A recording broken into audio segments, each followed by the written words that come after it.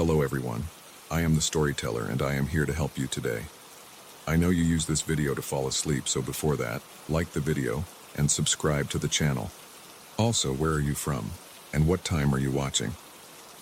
Now get comfortable and relax. The fluorescent lights never stop buzzing. After 3 months on the night shift, I've learned to live with that sound. A low electrical drone that settles into the back of your skull like a second heartbeat. But tonight, like every night for the past 19 days, the buzzing isn't what keeps me on edge. It's 2:47 a.m., 23 minutes until the car arrives. The store sits alone on a forgotten stretch of highway between two towns that don't matter, surrounded by nothing but scrubland and silence.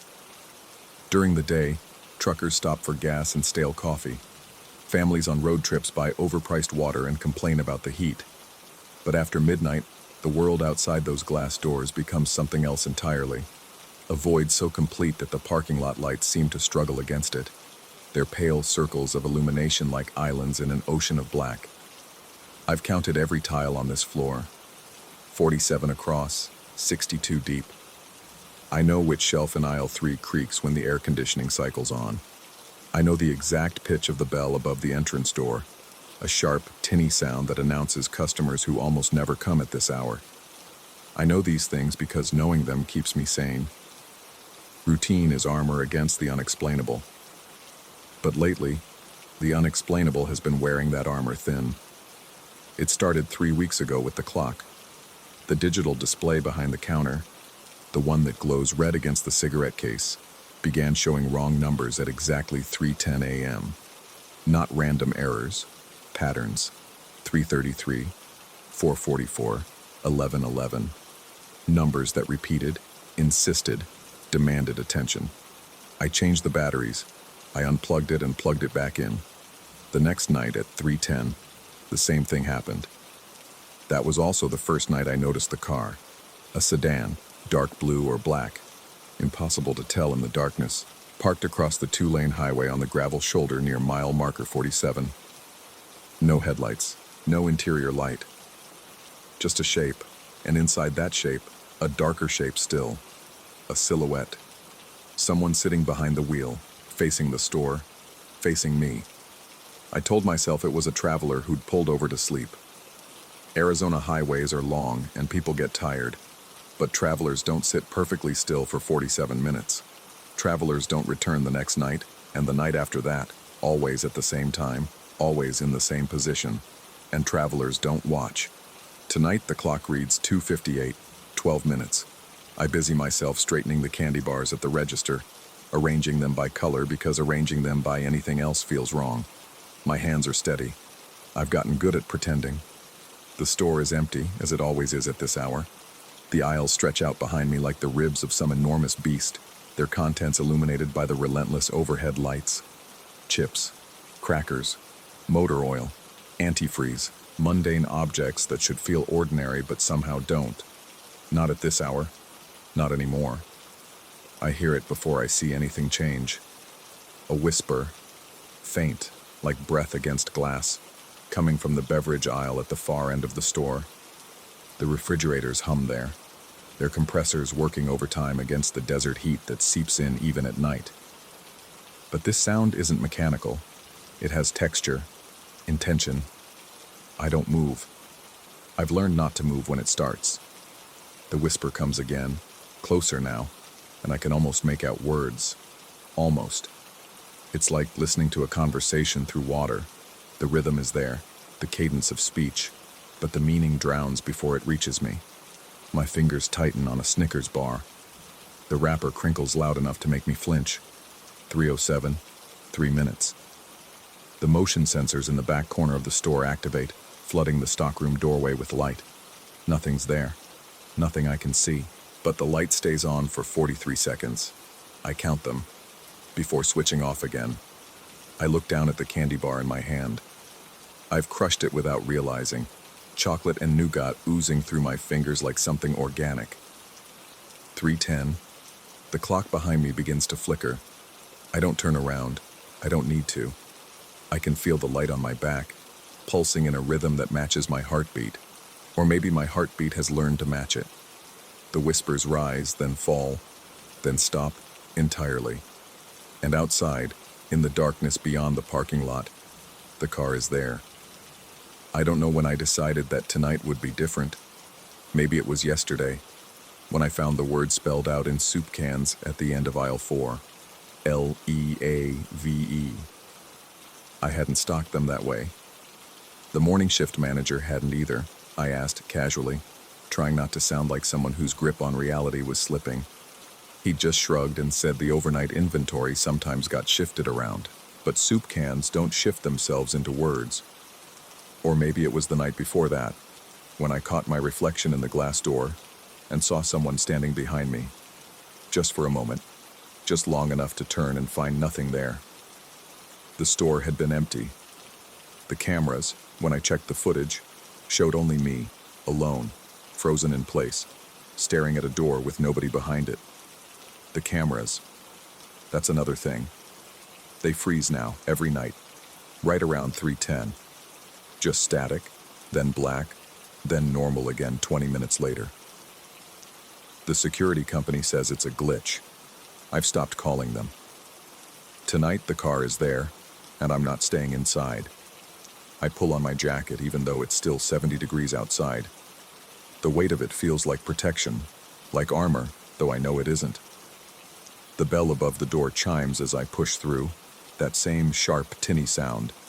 And then I'm standing in the parking lot, the store's light at my back, the void of the highway ahead. The car doesn't move. The distance between us is maybe 200 feet. I can see the silhouette now, clearer than before, a shadow against the slightly lighter darkness of the desert sky. Whoever is inside hasn't moved, hasn't reacted to the door opening, to me stepping outside, to my footsteps on the cracked asphalt as I start walking toward the road. The air smells like creosote and something else, something faintly metallic like old pennies or blood. My boots crunch on gravel as I reach the highway's edge. The white line dividing the lane seems brighter than it should be, as if the paint is new, though I know it hasn't been touched in years. I step over it. The walk across feels longer than it should. The car seems to recede even as I approach, the distance stretching like taffy, until suddenly I'm there, standing 3 feet from the driver's side door, close enough to touch the handle if I reached out. The window is down. The seat inside is empty. I don't understand what I'm seeing. My mind rebels against it, tries to construct explanations. The person inside got out while I was walking, slipped away into the darkness, but there's no sound of footsteps, no movement anywhere. And on the driver's seat, illuminated by the faint glow from the store across the highway, there's a photograph. I reach in before I can think better of it. My fingers close on the glossy paper, and I pull it into the light. It's a picture of the store, my store, taken from this exact angle, this exact distance. The timestamp in the corner reads a date from 8 years ago. And standing in the parking lot, frozen mid-step, is a man I don't recognize. He's looking at the car, at this car. His expression is difficult to read. Fear, maybe, or exhaustion, or the blank resignation of someone who has stopped trying to understand. He's wearing a jacket like mine. His build is similar to mine. He's walking toward the car. I flip the photograph over. On the back, written in faded ballpoint pen, are 3 words: "Don't come back." The store looks different when I return. Nothing I can point to, nothing specific. The shelves are still there, the fluorescent lights still buzzing, the clock behind the counter still showing the wrong time. But the air has changed.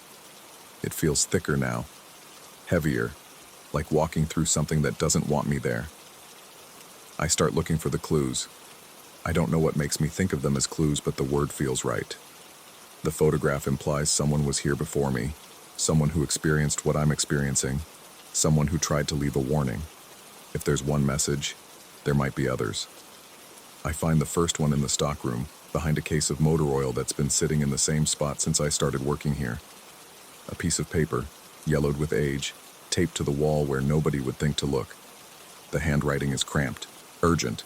3:10 is when it notices you. Once it notices, it doesn't stop. I've tried everything. Quitting didn't work. Moving didn't work. It followed me to Phoenix, to Flagstaff, to my mother's house in Tucson. There's only one thing I haven't tried. The note ends there. I read it 3 times, my hands trembling so badly the paper rattles. Then I continue searching. The second message is scratched into the underside of a shelf in aisle 2, near the canned goods. I have to lie on my back to see it, staring up at the metal like I'm stargazing. It's not in the car. The car is bait. It wants you to cross. My throat tightens. I already crossed. The third message is the hardest to find. It's written in permanent marker on the inside of the bathroom mirror. Not the front, but the back, visible only because the corner of the mirror has started to separate from the wall. Whoever wrote it must have pried the whole thing off and replaced it. I think I know what it is now. I think it's the road itself. The highway. Something happened here, at mile marker 47, something that left a wound that won't close. And every few years, it needs someone new to pick at it. A witness, a watcher. Now you're watching the watcher, and that makes you part of it. That makes you next.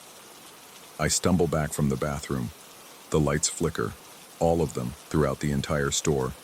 And for just a moment, I hear the whispers again. Clearer this time. Close enough that I can finally make out what they're saying. They're saying my name. It's 4:17 a.m. when the morning shift manager arrives. He finds me sitting behind the counter, the photograph in my lap, the notes spread out around me like evidence of something I can't prove. He asks if I'm okay. I tell him I'm fine. He doesn't look convinced, but he doesn't push. People don't push in places like this. Everyone carries their own weight of strangeness, their own secrets. I drive home as the sun comes up, the Arizona desert shifting from black to purple to gold around me. The highway stretches endlessly ahead, familiar and yet not. I pass mile marker 47. I don't look at it. I don't need to. But in my rearview mirror, just for a second, I see a car parked on the shoulder. Dark. Still. A silhouette behind the wheel. I blink, and it's gone. Maybe it was never there. Maybe it's always been there. Maybe the man in the photograph thought the same thing, 8 years ago, before he left his warnings and disappeared into whatever comes next. I have 3 hours before I need to sleep, and another shift tonight. Another chance to stand behind that counter and watch the clock tick toward 3:10. Another night of whispers and flickering lights, and the terrible certainty that something is watching me, studying me, waiting for me to make a choice I don't understand. The notes said quitting didn't work. They said moving didn't work. But they never said what did work. Whether there's an ending to this at all, or just an infinite loop of watchers watching watchers, each one leaving messages for the next, each one slowly realizing that the line between observer and observed has never existed. The sun is fully up now. The world looks normal. But I know better. Tonight at 3:10 the car will be there again, and I'm no longer certain which side of the glass I'm on.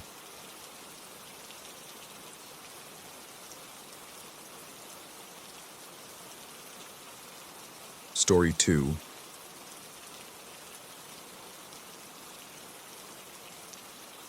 The elevator always hesitates before the 10th floor. Not a mechanical stutter. I've checked the cables, the pulleys, the ancient motor that groans like something dreaming of collapse. No, this is different. It's the kind of pause that feels deliberate, as if the building itself is holding its breath, waiting to see if you'll change your mind. I've worked the night shift here for 11 months. 11 months of buffing marble floors that remember footsteps from decades I never lived through. 11 months of fluorescent lights that flicker in patterns I've started to recognize, though I couldn't tell you what they mean. The building is 112 years old, a Gothic revival monstrosity that squats on the corner of 2 streets I'd never heard of before I took this job. The kind of place that was probably beautiful once, before the city grew tall around it and left it drowning in shadow. The 10th floor has been closed for renovation since before I started. That's what the building manager told me during orientation, his eyes sliding away from mine like water off glass. Structural concerns, he said. Permits pending. Nothing to worry about. Just stay off that floor. He handed me a ring of keys that included every door in the building except the ones up there. I believed him, at first. The sound started around month 3. Footsteps in the ceiling above the 9th floor, measured and deliberate, pacing the same path over and over. I told myself it was pipes. Old buildings talk, that's what people say. They settle, they shift, they mumble to themselves in languages of rust and decay. But pipes don't stop walking when you stop to listen. Pipes don't pause at the same spot every night, right above the superintendent's old office, as if someone is standing there, looking down through layers of plaster and wire at whatever lies beneath. Then came the elevator. I'd be mopping the lobby at 3 in the morning, the building empty except for me and whatever rats had made their homes in the walls, and I'd hear it. The mechanical groan of cables, the whisper of the car ascending. I'd watch the brass needle above the doors, a relic from the building's original construction, all Art Deco flourishes and oxidized elegance. And it would climb past 5, past 7, past 9. It would stop at 10. The doors would open, I knew, even though I couldn't see them. I could hear it, that pneumatic sigh of metal parting. Then nothing. Silence that felt like pressure against my eardrums. And after exactly 47 seconds, I counted, every time I counted, the doors would close and the elevator would descend, empty. I started taking the stairs after that. The television was the last straw. Or maybe it was the first real warning, and I was just too stubborn to recognize it. I was on 9, replacing a light bulb in the hallway, when I heard it bleeding through the ceiling. Static. Not the clean white noise of a dead channel, but something textured, layered, like voices caught in amber, trying to push through from somewhere very far away. I pressed my ear to the ceiling, and I swear, I heard my own name. Not spoken. Sung. A single note stretched thin as spider silk, wrapping around the syllables of who I am until they didn't sound like language anymore. That night, I went home and didn't sleep. I sat on the edge of my bed and watched the sky lighten over the lake and told myself that I was tired. That 11 months of night shifts had finally caught up to me. That the human brain, deprived of sunlight and regular sleep, starts to fill silence with phantoms. I almost believed it. The dust on the door changed everything. I found it 3 nights ago, on my routine inspection of the 9th floor. The stairwell door to 10 is always locked. I've checked it 100 times, maybe more, the brass handle cold and unyielding under my palm. But that night, I noticed something I'd never seen before. A thin line of dust along the threshold, undisturbed except for one spot near the center where something had been drawn. Letters. My name. The letters shaky, childlike, traced by a finger I couldn't see belonging to a hand I didn't want to imagine. I stood there for a long time, long enough for the fluorescent light above me to flicker through its entire cycle twice. Long enough for the building to settle into its deepest silence, the kind that comes just before dawn when even the rats stop moving. I should have walked away. I should have finished my shift, clocked out, gone home to my apartment with its thin walls and thinner curtains and never come back. I could have found another job. There are always buildings that need cleaning, floors that need someone to push a mop across them in the small hours when the world forgets to watch. But my name was on that door. My name, written in dust that had no business being disturbed. And I needed to know who put it there. I came prepared tonight. Flashlight with fresh batteries. Phone fully charged, camera app open, ready to record. I told myself I was being rational, gathering evidence. If something was wrong with the 10th floor, squatters, vandals, some elaborate prank by tenants I'd never met, I'd have proof. I'd show the manager. I'd make him explain why a floor that's been closed for renovation shows signs of habitation. The elevator hesitated longer than usual. I felt it in my stomach, that moment of suspension, like the instant before a fall when gravity hasn't quite decided whether to claim you. Then the doors opened, and I stepped out into a hallway that shouldn't have existed. It looked wrong. Not dramatically, not obviously, but in the way a photograph looks wrong when it's been tilted 2 degrees off center. The proportions were subtly stretched, the ceiling slightly too high, the walls slightly too close. The carpet, a deep burgundy that had probably been fashionable 50 years ago, showed no footprints, no wear patterns, no evidence that anyone had walked here in decades. But I could smell something under the must and the dust, something alive, something waiting. I started recording. The first door was apartment 1001. I tried the handle, expecting resistance, expecting the same cold refusal I'd felt 100 times at the stairwell entrance. It opened easily, too easily. The hinges didn't creak. The door didn't stick. It swung inward like it had been waiting for exactly this moment, exactly this pressure, exactly this hand. The apartment was empty, not abandoned empty, with furniture left behind and personal effects scattered like shedskin. Truly empty. No carpet, no fixtures, no evidence that anyone had ever lived there at all. Just bare floors and bare walls and windows that looked out onto a city I didn't quite recognize. The buildings across the street were wrong. Too tall in some places, too short in others. The lights in their windows flickered in patterns that matched the fluorescence downstairs, and I felt something cold settle into the base of my spine. I backed out, closed the door, checked my phone to make sure it was still recording. The hallway had grown longer. I know how that sounds. I know the rational explanation: disorientation, darkness, an unfamiliar space playing tricks on a tired mind. But I had counted the doors when I stepped off the elevator. 12 apartments per floor, 6 on each side, the same layout as every other floor in the building.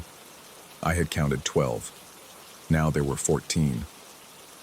The new doors were at the far end of the hall, past where the hallway should have terminated in a window overlooking the alley. They were identical to the others. Same brass numbers, same faded paint, same sense of patient waiting. 1013 and 1014. Numbers that didn't exist on the building's floor plan. Numbers that had no right to be there. I walked toward them anyway. I don't know why. I felt pulled. The way you feel pulled toward the edge of a high place. That terrible magnetism that whispers how easy it would be to just let go. The carpet was different here, newer, the burgundy deeper, richer, as if it had been laid yesterday. And there were footprints, not mine. I checked. I looked behind me at the trail of impressions I'd left in the dust, and they ended 6 feet back, at the threshold of the original hallway. These footprints came from the other direction, from the new doors, from whatever lay beyond them. They were my shoes, my exact shoes, the same brand, the same size, the same pattern of wear on the heel where I drag my left foot slightly when I'm tired. I stared at them for a long time, my phone shaking in my hand, the recording capturing nothing but darkness and the sound of my breathing. The door to 1013 was open, just a crack, just enough to let a sliver of light escape, pale and flickering like a television tuned to a dead channel. I pushed it open. The apartment was furnished, lived in. There was a couch against one wall, sagging in the middle the way couches sag when someone has spent too many nights sleeping on them. A coffee table cluttered with papers, with coffee cups, with a cell phone that looked exactly like mine, the same case. The same crack in the corner of the screen from when I dropped it in the stairwell last month. The television was on, static, but shapes moved within it, forms that were almost human, almost recognizable. I watched them, unable to look away, and I felt something in my chest twist like a key turning in a lock. There were photographs on the wall, Polaroids pinned in a crooked line, each one showing the same image. This hallway, this door, taken from slightly different angles, at slightly different times, by hands that must have held a camera exactly where I was holding my phone. The earliest photo showed 12 doors. The next showed 13, then 14, 15, 20. The last photograph in the line showed a hallway that stretched into darkness, doors lining both sides as far as the eye could see, and at the very end, barely visible, a figure standing with its back to the camera. Same uniform, same posture, same slight drag to the left foot visible even in stillness. I turned around. The hallway behind me had 18 doors now, and at the far end, where the elevator should have been, there was only more hallway, stretching away into a darkness that the light from my flashlight couldn't penetrate. I've been walking for what feels like hours. My phone says it's been 17 minutes, but my phone also shows a battery percentage that hasn't changed since I stepped off the elevator, and a signal strength that reads full bars in a building that usually gives me nothing above the 3rd floor. The doors keep multiplying. Every time I look away, every time I check my phone or adjust my grip on the flashlight, there are more of them. Some are open now. Most are empty. That same terrible vacancy I found in 1001. But some of them have things inside. Furniture I recognize. Clothes I own. Notes written in handwriting that could be mine, if mine had grown shaky with exhaustion or fear or something worse. One apartment had a calendar on the wall. The month was right. The year was right. But all the days had been crossed out except one, and that one was circled in red, and next to it, in that shaky handwriting, someone had written, "He comes back tonight." Another apartment had a tape recorder on the kitchen counter, the kind I haven't seen since I was a kid. I pressed play. My voice came out of the speaker, thin and distorted, saying words I don't remember speaking. "Don't go to the 10th floor. Don't go to the 10th floor." It repeats. It always repeats. Don't go to the 10th floor. I found 6 phones now. All of them mine. All of them recording. The hallway is different now. The walls are closer, the ceiling lower, the air thick with something that tastes like copper and static. I can hear footsteps behind me, matching my pace exactly. Stopping when I stop, starting when I start. I haven't turned around. I'm afraid of what I might see. I'm afraid it might be nothing. I'm afraid it might be me. The last door I found was different from the others. No number, no handle, just a smooth expanse of wood with my name carved into it in letters that looked like they'd been there for decades. The dust around the threshold was disturbed. Footprints leading in. Footprints leading in. None leading out. I'm standing in front of that door now. My hand is on the wood. It's warm. It shouldn't be warm. Nothing in this building is warm. Behind me, the footsteps have stopped. The static has stopped. Everything has stopped except the beating of my heart and the impossible, infinite patience of whatever waits on the other side of this door. My phone is still recording. My phone will always be recording. Somewhere in this hallway, in one of these impossible apartments, a future version of me will find this footage and watch it and understand nothing, and then he'll go looking for answers, and the floor will grow again, and the doors will multiply, and the cycle will continue because the cycle has always continued. I'm going to open the door. I've always been going to open the door. I think I've opened it before. The handle is cold now. The warmth is gone, replaced by that familiar brass chill that I've felt 100 times, 1,000 times, on doors that shouldn't exist in a building that shouldn't hold them. I can hear breathing on the other side. Even. Patient. Exactly like mine. The elevator dings somewhere behind me, impossibly far away, and I know without turning that the brass needle above its doors is climbing. Past 5, past 7, past 9, past 10, past 11. There is no 11th floor in this building. There wasn't a 10th floor either. Not really. Not until someone came looking for it. I think the floor creates itself. I think it grows from attention the way mold grows from damp. And I think everyone who comes up here, everyone who hears the footsteps and the static and sees their name written in dust, I think they all find this door eventually. I think they all stand where I'm standing, hand on the handle, phone recording, heart pounding. I think they all go inside. I don't know what happens after that. I don't know if they come out. I don't know if there's a they anymore, or if there's only ever been me, splitting and multiplying like the doors, like the hallway, like the floor itself. But I'm going to find out. I have to find out. The handle turns.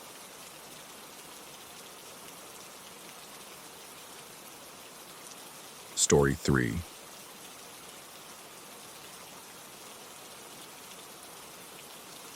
The cabin smells wrong. Not rotten, not moldy. Nothing I can name. It's the smell of a room that has been waiting. The kind of staleness that settles into a place when it has been holding its breath for too long. anticipating something that never arrives, or perhaps something that always arrives, every single time. I've shown this property 43 times in the past 2 years. I know every warped floorboard, every draft that slips through the window frames, every groan the walls make when the mountain wind presses against them like a hand testing a door. I know this cabin the way you know the face of someone you've stopped trusting, intimately, and with growing unease. My colleagues at the agency stopped taking listings here 18 months ago. They'd laugh it off, call it the cursed cabin, but I noticed how their smiles never quite reached their eyes, how they'd find excuses, always excuses, whenever I asked someone to cover a showing for me. So I kept it. My listing. My problem. The pattern was always the same. A booking would come through, usually outdoor enthusiasts attracted by the isolation, the promise of unplugged solitude in the Colorado high country. They'd arrive on a Friday afternoon, send an enthusiastic text about the views, the quiet, the stars they were expecting to see. Then, sometime after midnight, my phone would light up with messages that made less and less sense. Questions about previous guests, complaints about sounds that couldn't exist in a cabin with no neighbors for 7 miles. And always, they'd be gone by morning, sometimes leaving belongings behind in their haste, sometimes not even stopping to collect their deposit. The explanations I received were maddeningly vague. Bad energy, something watching, a feeling. I stopped pressing for details after the 14th cancellation because the look in their eyes when I asked, that hollow, searching look, made me not want to know. So when my friend's brother and his crew of amateur paranormal investigators offered me $3,000 to spend a weekend filming here, I should have said no. I should have recognized my own desperation to prove something, to anyone, to myself, that there was nothing wrong with this cabin except superstitious guests and thin mountain air that plays tricks on sea-level lungs. Pride is a kind of blindness. I've learned that now. We arrived as the October sun was bleeding out across the western peaks, painting the aspens in shades of fire and dried blood. There were 4 of us. The brother, a lanky guy in his 30s who ran the channel. His cameraman, compact and perpetually adjusting equipment. A woman who handled audio and claimed to be sensitive to atmospheres. And me, the skeptic, the owner's representative, the man who had something to prove. They set up their equipment with practiced efficiency, while I walked through the cabin, checking the water heater, testing light switches, performing the rituals of normalcy that I clung to like prayer beads. The place looked the same as always, exposed beam ceilings, stone fireplace, windows that framed the mountain darkness like paintings of nothing. The furniture was sparse but functional. A couch the color of dried moss, a dining table scarred by decades of use, 4 chairs that didn't quite match. It was the cameraman who found the first note. He'd been checking the kitchen cabinets for establishing shots when he pulled open a drawer and went still. The quality of his silence made us all turn. He held up a piece of paper, yellowed at the edges, covered in handwriting that slanted downward as if the words were sliding off a cliff. The timestamp at the top read, September 14th, 2019. I felt something cold move through my chest. Not fear, not yet, but the precursor to fear, the way animals sense earthquakes before the ground begins to shake. I pulled out my phone and checked the booking records. September 2019, no reservations.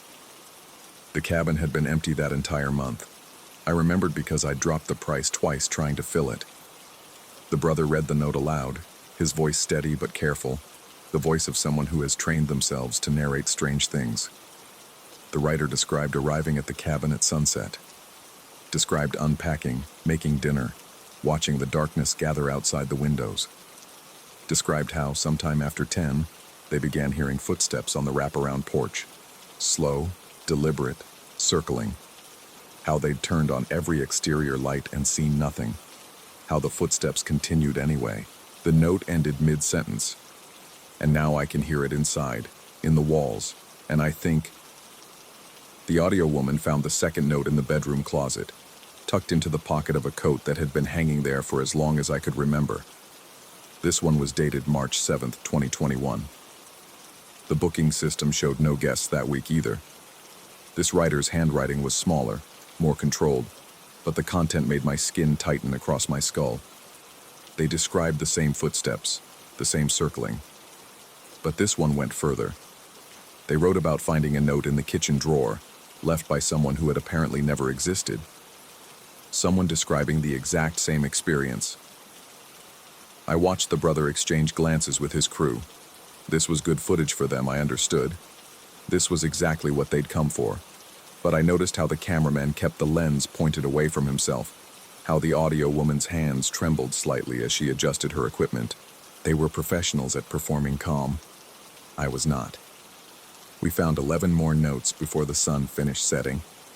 They were everywhere, wedged behind the bathroom mirror, folded into the pages of an old paperback on the bookshelf, slipped between the mattress and box spring of the bed. Different handwriting, different dates spanning nearly a decade, but the same impossible story told over and over. The footsteps, the circling, the notes from people who came before, who should not have existed, describing what the current writer was experiencing as they wrote. And in every single note, a variation of the same final line. I am leaving this so the next person knows they are not imagining it. By the time darkness fully claimed the mountain, I had stopped checking the booking system. I already knew what it would tell me. The cabin's generator hummed beneath the floor, a heartbeat I'd never noticed before, steady and somehow wet-sounding, like something breathing through fluid. I sat at the dining table while the crew set up infrared cameras and audio recorders, their movements efficient but underlaid with a tension that hadn't been there when we arrived.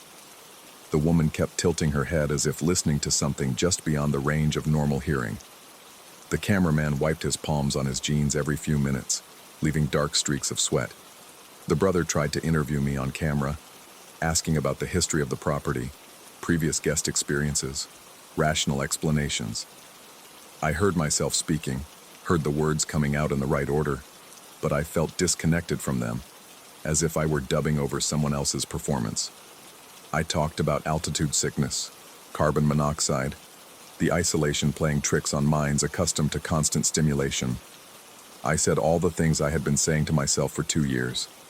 They sounded hollow now, emptied of meaning by repetition and by the weight of those notes sitting in a pile on the kitchen counter. Around 9:30, the audio woman announced that she needed air. She stepped out onto the front porch, and I watched through the window as she stood at the railing, her shoulders rising and falling with deliberate breaths.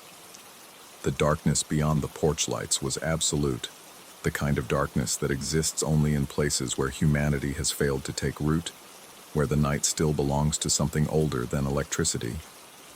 She came back inside after 3 minutes, her face the color of wet paper. When the brother asked if she was okay, she said she'd heard something in the trees. Not footsteps, not yet, but a sound like fabric moving, like something dragging cloth across branches. I told myself it was wind. I told myself there were explanations for everything, and my job was to find them. I told myself these things while my eyes kept drifting to the windows, to the blackness pressed against the glass like a face trying to see in. At 10:47 p.m., the footsteps began. They came from the back of the cabin first, on the porch that wrapped around from the kitchen to the bedrooms. Slow, measured. The creak of old wood under weight that moved with terrible patience. I watched the crew freeze in place, their equipment suddenly forgotten, their training dissolving into something more primal. The brother whispered that it could be an animal, a deer, a bear, something drawn by curiosity or food smells, but he didn't move toward the door to check. None of us did. The footsteps continued around the corner of the cabin, along the side with no windows, and I tracked them by sound alone, my mind painting a picture of something tall and slow, moving through darkness it had long since claimed as its own. When they reached the front porch, directly outside the door we'd entered through hours ago, they stopped. The silence that followed was worse than the sound. Silence has texture in a place like this, a thickness that fills your lungs and makes breathing feel like drowning.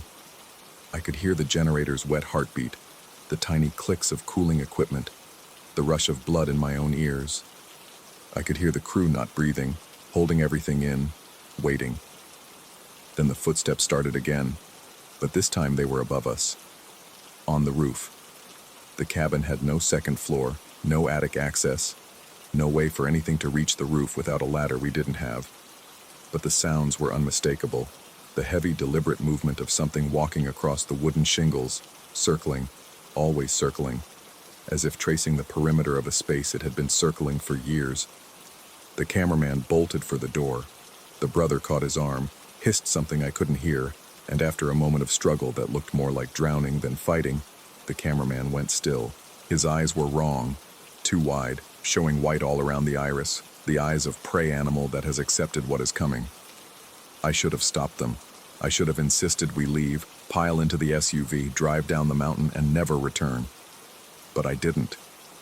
Because part of me, the part that had been denying this for 2 years, needed to know. Needed to see something that could be explained, something that could dissolve the growing certainty that I had been renting out a place that did not belong to the world I understood. The woman was crying silently, tears sliding down her cheeks while her hands continued adjusting audio levels, her training overriding everything else. When she spoke, her voice was almost steady. She said the recordings were picking up a second set of footsteps.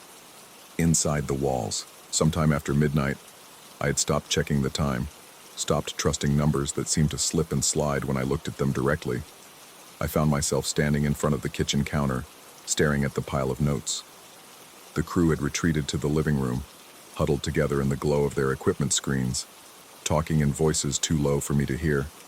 The footsteps had stopped an hour ago, but no one had relaxed. You don't relax when something stops hunting you. You wait to see if it's finished, or simply repositioning. I picked up the oldest note, dated June 2016, and read it again.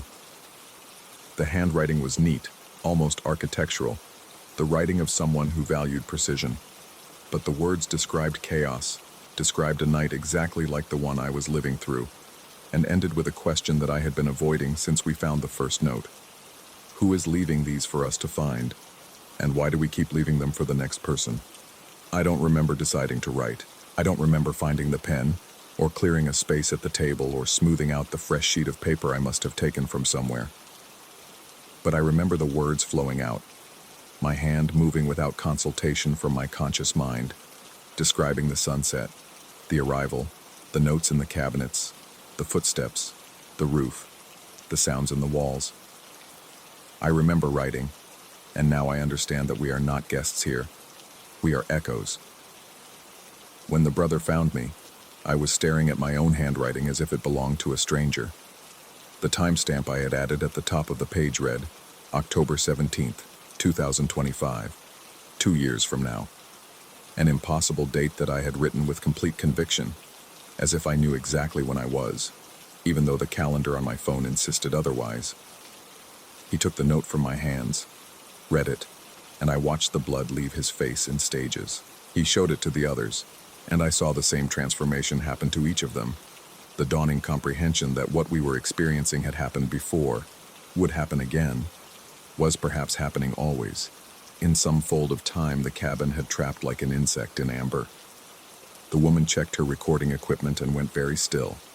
She played back the last hour of audio, and we heard ourselves, our voices, our movements. But underneath them, barely audible, a second layer of sound.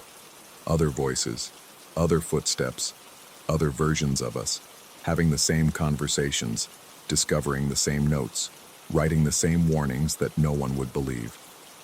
Dawn found us sitting in silence. The notes spread across the table like evidence of a crime no one could prosecute. The footsteps had not returned, but the feeling of being watched had never left.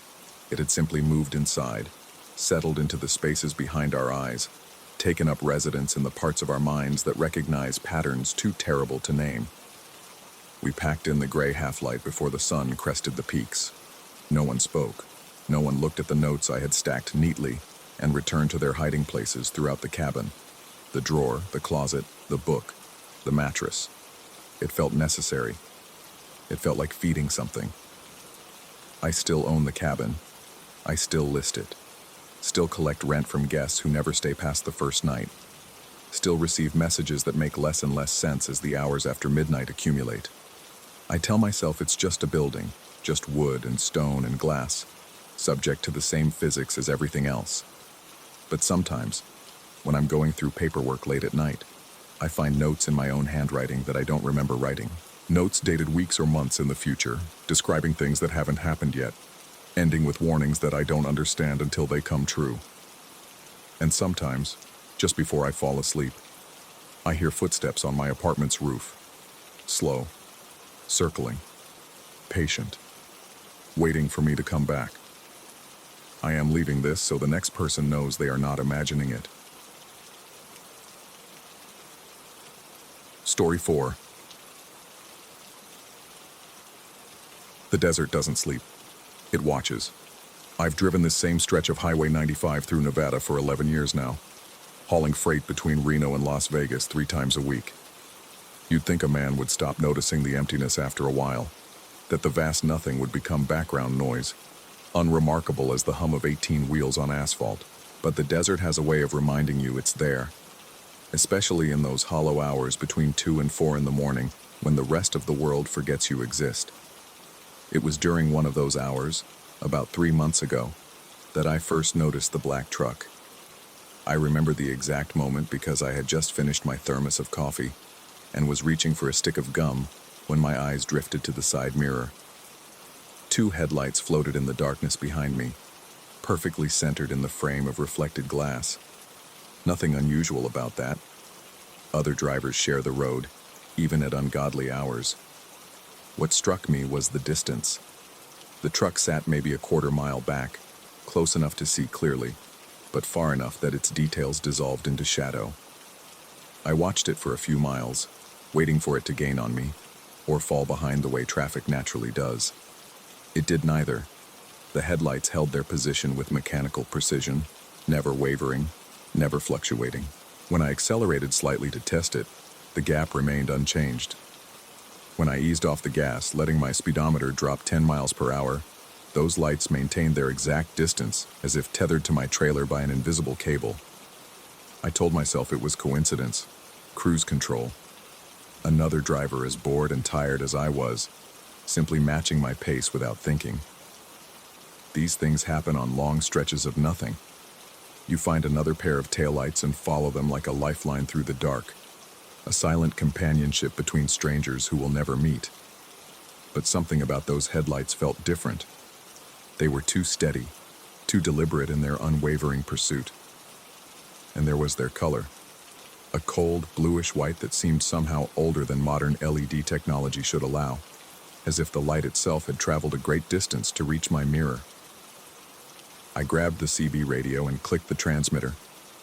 The static that answered was thick, almost syrupy, swallowing my voice when I spoke. "Hey, driver behind me on northbound 95, you copy?" Nothing, just that dense, crackling emptiness. I tried again, adjusting the channel, speaking louder as if volume could pierce whatever interference hung in the air. The static remained unchanged, patient, and absolute. When I finally gave up and set the handset down, I could have sworn the hiss took on a rhythmic quality, almost like breathing. The Tonopah truck stop appeared ahead like a mirage of fluorescent light, and I pulled in without hesitation. I needed coffee. I needed to see another human face. I needed to watch that black truck pass by on the highway and prove to myself that it was just another vehicle driven by just another person with just another mundane destination. I parked, climbed down from the cab, and stood in the gravel lot for a long moment, staring back at the road. The highway stretched into darkness in both directions, empty and silent. No headlights approached. No engine sounds disturbed the still air. The black truck had simply vanished, absorbed back into the night as if it had never existed.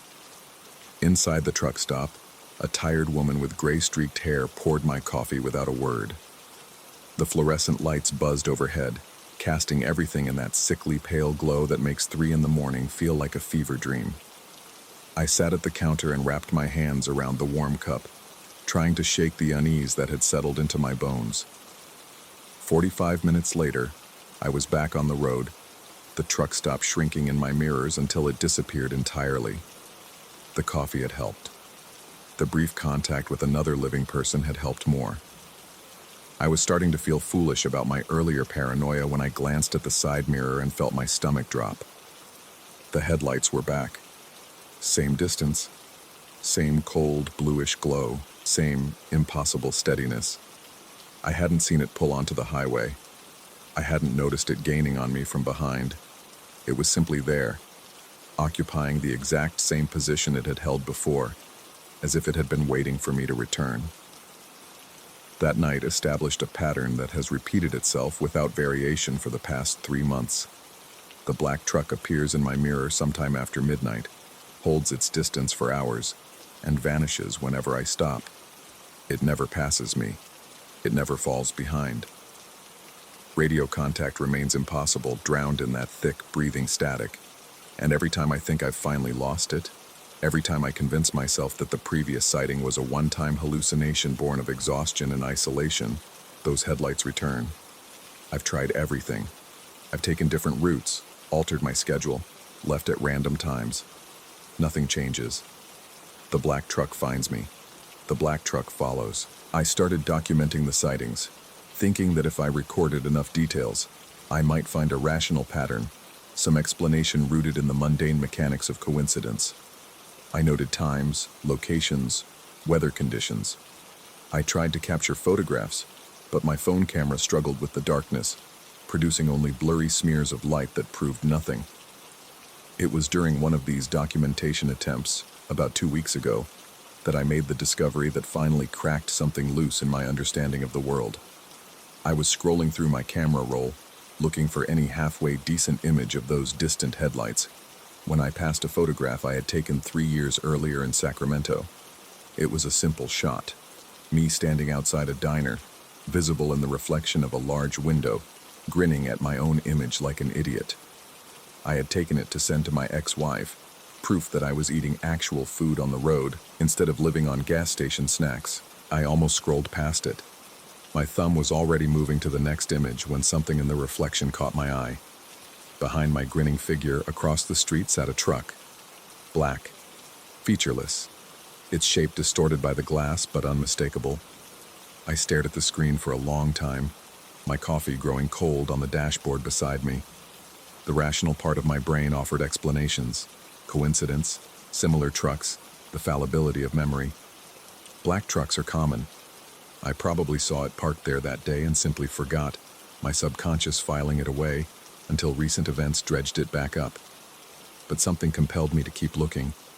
I started scrolling backward through my photos with a growing sense of dread, examining backgrounds and reflections I had never paid attention to before. The truck appeared again in a photo from Phoenix 18 months ago. I had taken a picture of a cactus garden outside a rest stop, and there it was in the chrome reflection of a nearby car's bumper, a dark shape that matched the proportions of what had been following me. I found it in a 2-year-old picture from Flagstaff, visible through a storefront window I had photographed because of a misspelled sign that had made me laugh. I found it in a picture from Denver, nearly 4 years old, reflected in a puddle behind me as I stood on a rain-slicked sidewalk. The further back I searched, the more I found. The black truck appeared in photograph after photograph, always in reflections, always positioned behind me, always maintaining what seemed like a consistent distance even in frozen moments captured years apart. It was never the focus of any image. It lurked in the margins, in the backgrounds, in the spaces I had never thought to examine. The oldest photograph containing its reflection was from 6 years ago, a picture I had taken of myself in a hotel bathroom mirror in Salt Lake City, documenting a black eye I had received from a trucker whose parking space I had accidentally stolen. Behind me, visible through the bathroom's small window, a sliver of the motel parking lot was visible. And there, unmistakable despite the compression and blur, sat a black truck. I had never seen it before that first night 3 months ago. I'd never noticed it in any of these photographs. But there it was, preserved in digital amber, evidence of a pursuit I hadn't known was happening. That discovery changed something in me. Sleep became difficult, then nearly impossible. I started seeing the truck everywhere, or thinking I did. A dark shape in a parking garage, a shadow that seemed to hold a familiar form. I would spin around, heart hammering, and find nothing but empty space and the concerned stares of strangers. I began to question my own memory. Had the truck really not appeared in my mirrors until 3 months ago, or had I simply not noticed it? Had I been watched for 6 years without realizing it, blind to a presence that had been documenting itself in the backgrounds of my life all along? Or was I losing my mind, seeing patterns in random noise, connecting unrelated black trucks into a narrative that existed only in my increasingly fragmented psyche? The worst part is the silence. In horror movies, monsters make sounds. They growl, they screech, they announce themselves with the crash of breaking glass or the creak of floorboards. But the black truck offers nothing. No engine roar, no horn, no radio contact. Just those headlights, hovering in my mirror like eyes that never blink, watching without explanation or demand. Last week I tried something new. I pulled over to the shoulder of the highway, stopped completely, and waited. If the truck was following me, it would have to stop too or pass by. Either option would tell me something. I sat in my cab for 45 minutes, engine idling, watching the road behind me. The headlights were visible in my mirror when I stopped, maintaining their usual distance. They didn't move. They didn't grow closer or further away. They simply held their position, as if time itself had frozen for whatever sat behind that wheel. Eventually, I couldn't take it anymore. I climbed down from the cab and started walking back along the shoulder, toward those stationary lights. The desert night pressed against me, cold and vast and utterly silent. My boots crunched on gravel that seemed too loud in the stillness. I walked for what felt like forever, but couldn't have been more than 5 minutes. The lights never grew closer. No matter how many steps I took, the distance between us remained unchanged, as if I were walking on a treadmill while the rest of the world scrolled past. I stopped. The lights stopped, and then slowly, they began to recede. Not because the truck was moving backward, but because the darkness was somehow swallowing the space between us, stretching it like taffy until the headlights were nothing but pinpricks on the horizon. I don't remember walking back to my truck. I don't remember starting the engine or pulling back onto the highway. My next clear memory is arriving at the Las Vegas distribution center at dawn, my hands shaking so badly I could barely sign the delivery paperwork. Tonight, I am parked at a rest stop just outside Beatty, writing this account on my phone because I need to put it somewhere outside my own head. The black truck is out there. I can see its lights in my side mirror, patient and eternal, waiting for me to return to the road.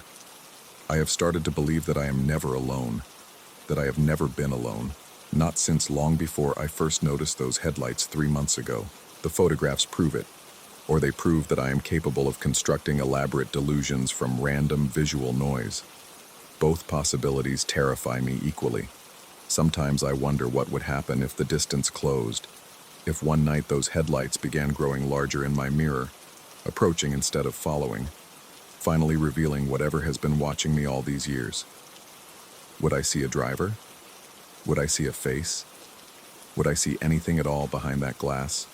Or just more darkness, more absence, more of the nothing that Nevada is made of? I think, perhaps, that the distance is the point.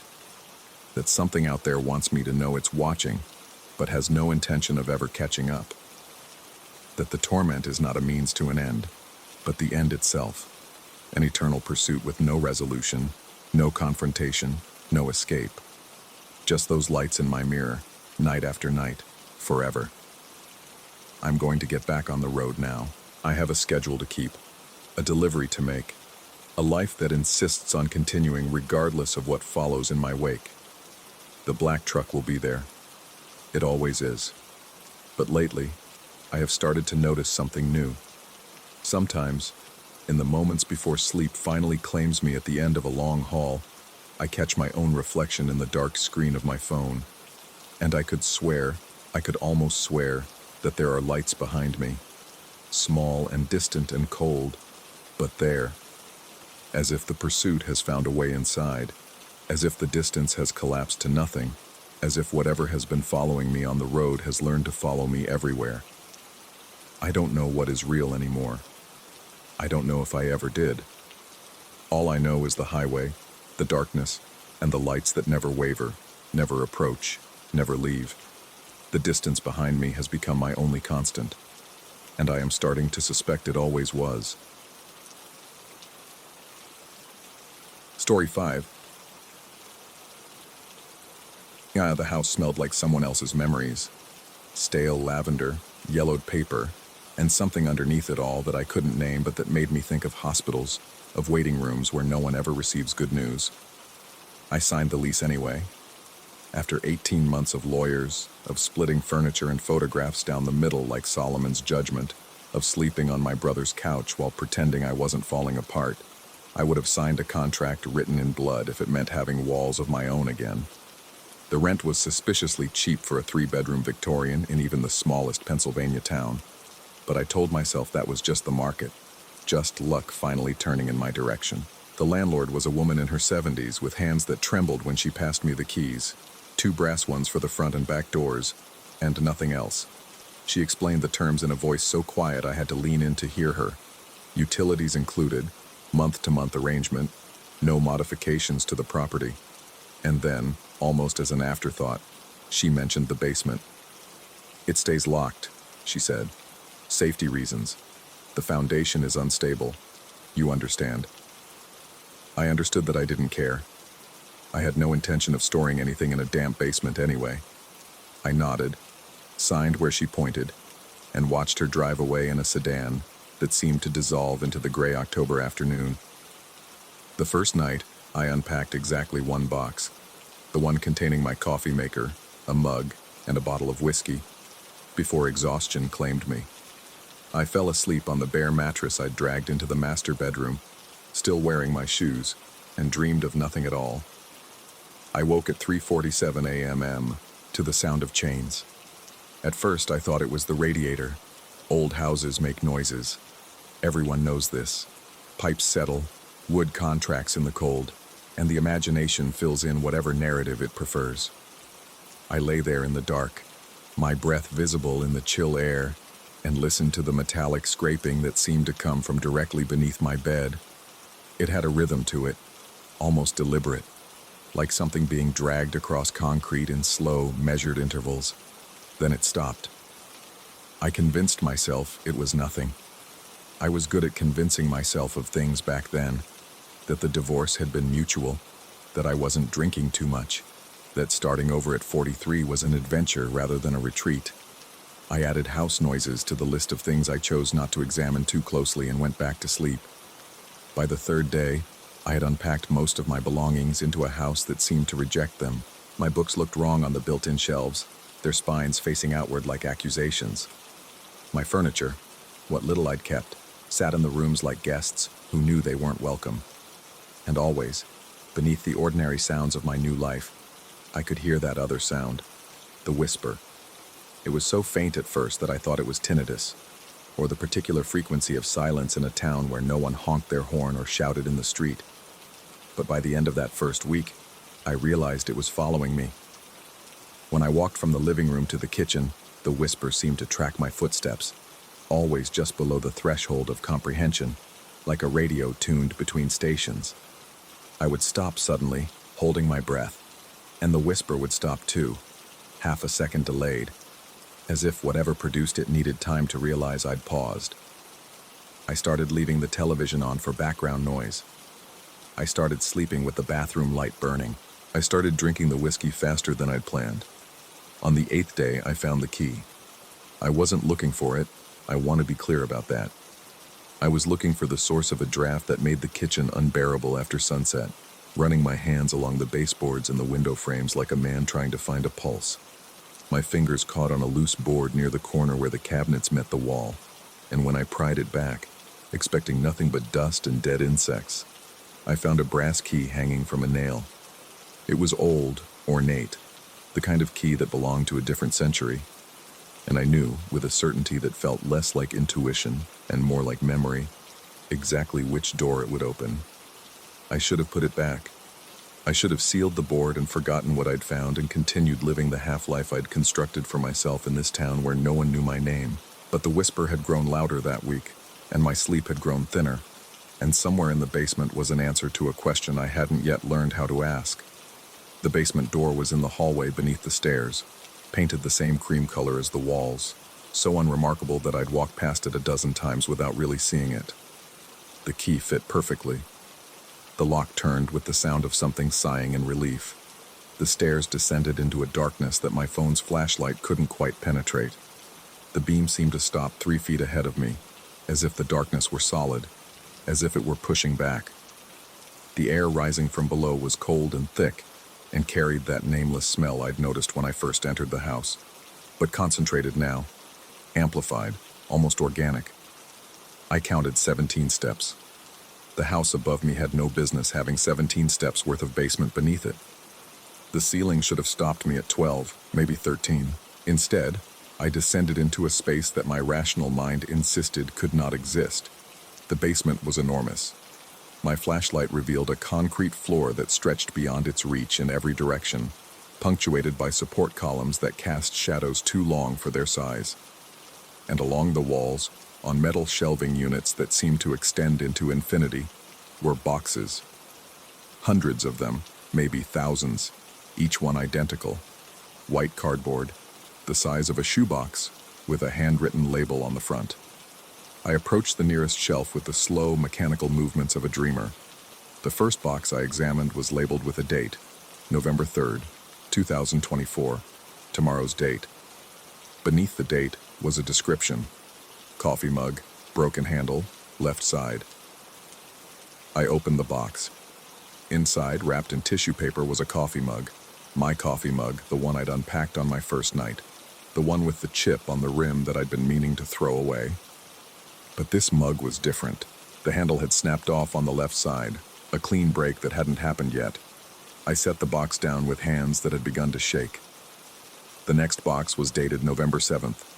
Wristwatch stopped at 3:47 a.m. The next, November 15th. Photograph, torn in half, upper portion only. December 2nd. Wedding ring, inscription visible. January 19th. Eyeglasses, left lens cracked. I moved down the shelves in a kind of trance, reading dates that advanced through the winter and into spring, through summer and into a fall that hadn't arrived yet. And then, on a shelf near the far wall, farther than I should have been able to walk, farther than the lot line of the property, I found the boxes with my name on them. Not my full name, just my first name, handwritten in the same careful script as all the others, followed by a date. The first one was dated 3 weeks from now. I didn't open it. I couldn't. My hands had stopped responding to my commands, and my legs had begun to tremble with the effort of keeping me upright. Behind me, I heard footsteps on the concrete floor. I spun around, my flashlight cutting wild arcs through the darkness, but there was nothing there, nothing I could see. The shelves stretched on in every direction, and the darkness between them seemed to pulse with a rhythm that matched my heartbeat. The whisper was louder now, not following me anymore, but surrounding me, coming from the boxes themselves, from the objects inside them that hadn't broken yet, hadn't stopped yet, hadn't been lost or forgotten yet. They were whispering to each other about the futures they contained, about the moments they were waiting to occupy. I ran. I took the stairs 3 at a time, slammed the basement door behind me, and didn't stop moving until I was outside, standing in the overgrown backyard with frost forming on the grass, and my breath coming in ragged gasps that tasted like rust. The key was still in my hand. I thought about throwing it into the woods, burying it, destroying it somehow. Instead, I put it in my pocket. That was 3 days ago. I've been back to the basement twice since then. I tell myself I'm gathering information, looking for patterns, trying to understand. The truth is simpler and more shameful. I need to know what's waiting for me. The boxes are organized chronologically, but not by the events they describe. They're organized by when I'll first encounter the objects inside them. A pair of reading glasses I haven't bought yet, dated for next April. A letter I haven't written yet, crumpled and tear-stained, dated for the following October. A house key I don't recognize, scratched and bent, dated for a winter 2 years from now. I've started keeping a list. Every object I own, every item I touch throughout the day, cross-referenced with the dates in the basement. The coffee mug broke this morning, exactly when the label said it would. I wasn't even surprised. I watched it fall from my hand as if from a great distance, watched the handle snap off on the left side, watched the future arrive right on schedule. The whisper has changed since I opened the door.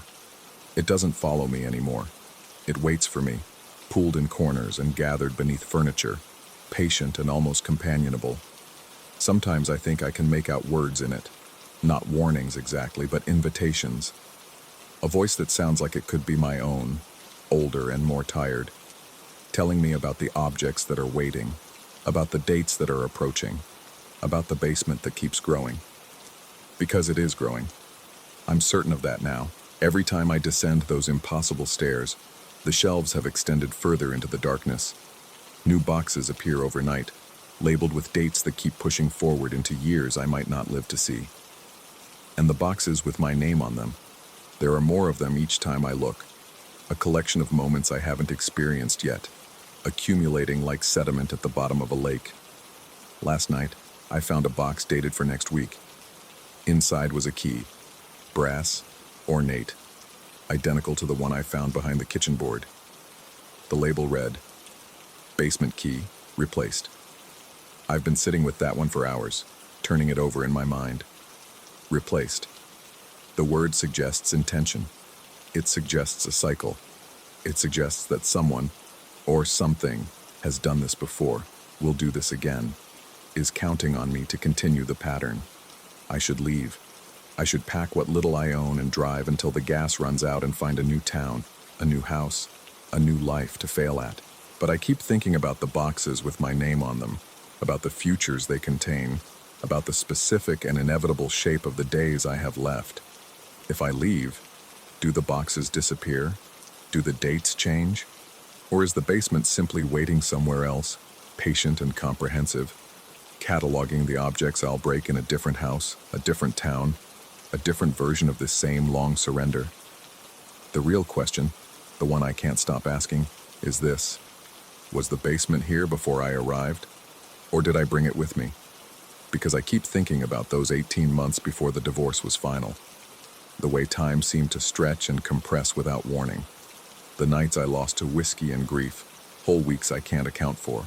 The feeling, persistent and inexplicable, that I was being watched even in my brother's cramped apartment, even in the courthouse hallway, even in the shower with the water running and the door locked.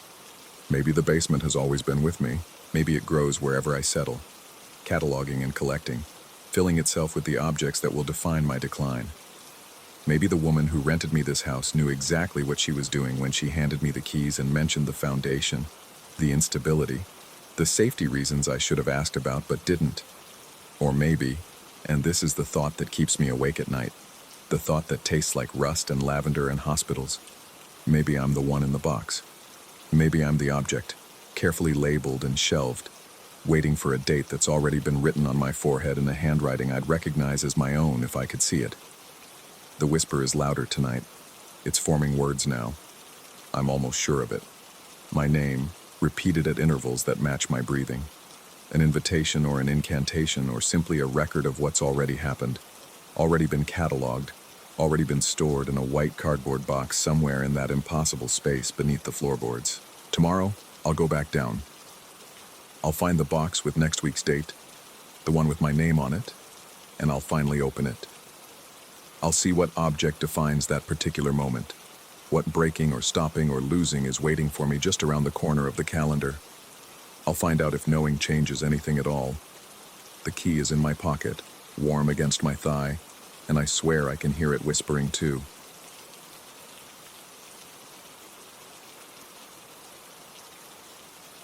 Story 6.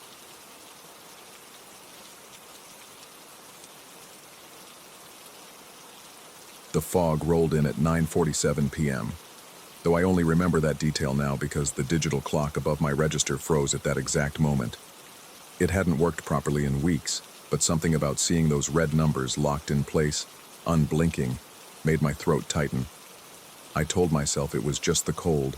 November, in this stretch of highway between nothing and nowhere, had a way of seeping into everything. The booth, the glass, the marrow of your bones. I had been working the night shift at the Kellerman Pass toll station for 3 years. 3 years of headlights bleeding through darkness, of license plates from states I'd never visit, of hands reaching out from car windows to drop exact change into my palm.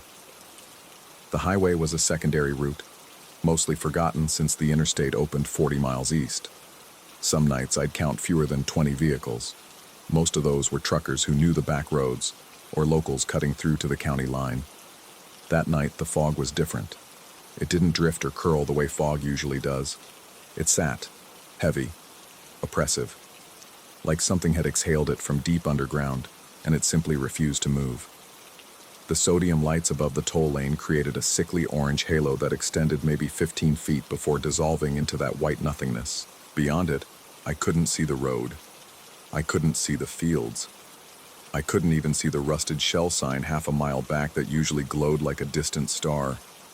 I was reading a paperback, some thriller I'd picked up at a gas station, when I heard the engine. Not the sound of an approaching car, but the sound of one already there, idling. I looked up, and my breath caught. The car sat in my lane as if it had materialized from the fog itself. A black sedan, old, 1940s, maybe 1950s, with chrome trim that should have gleamed but somehow absorbed the light instead. The headlights were off. The engine purred with a rhythm that felt almost organic, like breathing. I leaned forward, trying to see through the windshield, but the glass was dark, nearly opaque. I waited for the window to roll down, for a hand to emerge. Seconds passed, then a full minute. I pressed the intercom button. My voice came out hoarse, strange to my own ears. I asked if they needed help with the toll. The driver's side window descended slowly, mechanically, and I saw him. He was pale, not sick pale or scared pale, but pale in a way that suggested he had never known sunlight. His features were sharp, angular, like someone had carved them from soap and forgotten to smooth the edges. He wore a dark suit, charcoal or black, with a white shirt buttoned to the throat. No tie. His hair was slicked back, colorless in the bad light. But it was his eyes that made me grip the edge of my counter. They were fixed on me with an intensity that felt physical, like fingers pressing against my chest. He extended his hand through the window, palm up, and dropped a collection of coins onto the metal tray. I heard them land, a dull, wet sound, like stones falling into mud. When I looked down, I saw they were rusted, corroded, stamped with images I didn't recognize. Faces that weren't presidents. Symbols that might have been letters in an alphabet I'd never seen. I should have said something. Should have told him I couldn't accept whatever currency this was. But my mouth wouldn't form the words. He spoke then, and his voice was like static given shape. He asked me how long I'd been working here. 3 years, I managed to answer. He nodded slowly, as if confirming something he already knew. Then he asked about my apartment, the one bedroom above the hardware store in town. He described the water stain on my ceiling, the one shaped like a hand reaching for something. He mentioned the photograph I kept in my nightstand drawer, the one I hadn't looked at in months because looking at it hurt too much. I asked him how he knew these things. I demanded it, though my voice cracked like a teenager's. He smiled. It wasn't a human smile. The muscles moved correctly, the lips pulled back, but there was nothing behind it. No warmth, no malice, nothing at all. He said I would understand soon enough, that I had been doing good work, that I had been helping people find their way, even if I didn't know it. And now, he explained, others would come. They would tell me what they were running from, and eventually, I would learn what was coming for me. The window rose before I could respond. The black sedan pulled forward slowly, impossibly slowly, and dissolved into the fog as though it had never been there at all. I looked down at the rusted coins in my tray. When I touched one, it was ice cold and left an orange residue on my fingertips that I couldn't wash off for days. The first of them arrived 2 nights later. It was a woman in a gray station wagon, mid-50s maybe, with the kind of face that had once been pretty and was now just exhausted. Her hands shook on the steering wheel. When she pulled up to my booth, she was crying, not sobbing, just a steady stream of tears running down her cheeks, as though she'd been doing it so long she'd forgotten to stop. She asked if this was Kellerman Pass. I confirmed it was. She exhaled, a sound of such profound relief that it made my stomach turn. She told me she had finally found it. The man had told her she would find it. She had driven for 2 days straight, following directions he'd given her in a diner outside of Tulsa. She described him exactly: pale, dark suit, eyes like dead televisions. He had sat across from her in a booth and told her that if she could just make it through this toll, she would be safe. The thing following her wouldn't be able to cross. I asked her what was following her. Her face changed then, collapsed into something between terror and despair. She told me she didn't know what it was. She only knew when it was near. The lights would flicker. The air would taste like copper. And she would hear footsteps behind her, always behind her, even when there was no one there. It had been following her for 11 years, since the night she survived the car accident that took her husband. She was supposed to die, she whispered. Something was angry that she hadn't. She paid her toll, normal money this time, crumpled bills, and drove through. I watched her taillights shrink and vanish into the darkness. I never saw her again. I don't know if that means she made it to safety, or if it means something else entirely. More came after that. 3 the first week, then 5, then more than I could count. A man in his 30s who hadn't slept in 16 days. An elderly woman who kept looking in her rearview mirror even while talking to me. A young man, barely old enough to drive, who told me he'd been hearing his own voice speaking to him from empty rooms, saying things he was going to do before he did them. But the voice was always slightly wrong, always describing a version of events that was darker, crueler than what actually happened. They all had the same story. The man in the dark suit had found them. He had told them about the toll. He had promised them that crossing it was their only chance, and they all asked me the same question before driving through. Had he told me yet? Had he explained what was coming for me? I started keeping a notebook. Dates, descriptions, the fragments of their stories that I could piece together. I wasn't sure why. Maybe I thought if I could find a pattern, I could make sense of it. Maybe I thought I was documenting evidence of something: a cult, a shared delusion, a con artist preying on traumatized people. But the notebook didn't help. The patterns didn't emerge. The only constant was him, the pale man in the dark suit, offering the same impossible promise, sending them all to my booth. The changes started slowly enough that I almost didn't notice. The first was the sound. I began hearing footsteps on the gravel outside my booth, soft, deliberate, circling. But whenever I looked, there was nothing. Just the fog, always the fog, which seemed to grow thicker each night. I told myself it was animals. Deer, maybe. Coyotes. Then the lights started flickering. Not the overhead sodium lamps, but the small fluorescent tube inside my booth. It would sputter and dim at random intervals, casting my workspace in strobe-like flashes. I replaced the bulb twice. The flickering continued.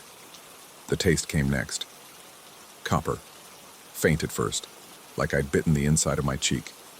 But it grew stronger, especially late at night. Especially when the fog pressed close against my windows. I would run my tongue along my gums, searching for blood, and find nothing. I stopped sleeping well. When I did sleep, I dreamed of the toll booth, but wrong. In the dreams, the road didn't exist. The booth sat alone in an endless gray void, and cars would approach from the horizon, one after another, their headlights like eyes, their engines like breathing. I would collect their tolls, and the coins were always those rusted ones, and my hands were always stained orange. And somewhere behind me, I could hear footsteps. I started seeing things in my peripheral vision, shapes in the fog, a figure standing just beyond the reach of the lights, watching. But when I turned to look, there was nothing. Or rather, there was the sense of something having just moved, just retreated, as though it had been there a moment before and would be there again the moment I looked away. I called in sick for 3 days. I stayed in my apartment, curtains drawn, doors locked. I didn't answer the phone. I didn't check my mail. I sat on my couch and listened to the silence and tried to convince myself that I was having a breakdown, that the isolation of the job had finally cracked something in my mind. But on the 3rd night, I heard it. A knock at my door. Soft, patient, the sound of knuckles against wood, over and over, with a rhythm that felt almost musical. I didn't answer. I sat frozen, barely breathing, watching the door. The knocking stopped, and then I heard footsteps, not outside but inside, in my hallway, moving slowly toward the living room. I don't remember standing up. I don't remember running. I only remember being in my car, driving, the highway unspooling beneath me like a black ribbon, and somehow, without deciding to go there, I ended up at the toll booth. It felt safe. It felt like the only place that made sense. The fog wrapped around it like a cocoon, and the orange light glowed like something holy, and I sat in my chair and watched the road and waited. He came again at 9:47 p.m. The clock, still frozen, seemed to pulse with a light of its own. The black sedan emerged from the fog like a memory surfacing from deep water. This time, I wasn't afraid. I was tired, so profoundly tired, and fear requires energy I no longer had. The window descended, his pale face appeared, those empty eyes fixed on mine. He told me I had been doing such good work, all those people I had helped through, all those souls who had escaped, at least for a little while, because of me. I was a gatekeeper, he said, a threshold, and every threshold needs a guardian. I asked him what was coming for me. My voice was steady. I didn't recognize it. He tilted his head, that inhuman smile spreading across his face. He told me to look in my booth, really look. He told me to check beneath the counter, in the space where I stored my paperback novels and my thermos of coffee. He drove away before I could respond. I sat there for a long time. Minutes or hours, time had become unreliable. Finally, I looked. Beneath the counter, tucked into the corner I had never thought to examine, I found a notebook. Leather-bound, old, its pages yellowed and brittle. I opened it and saw handwriting, cramped, desperate, filling every margin.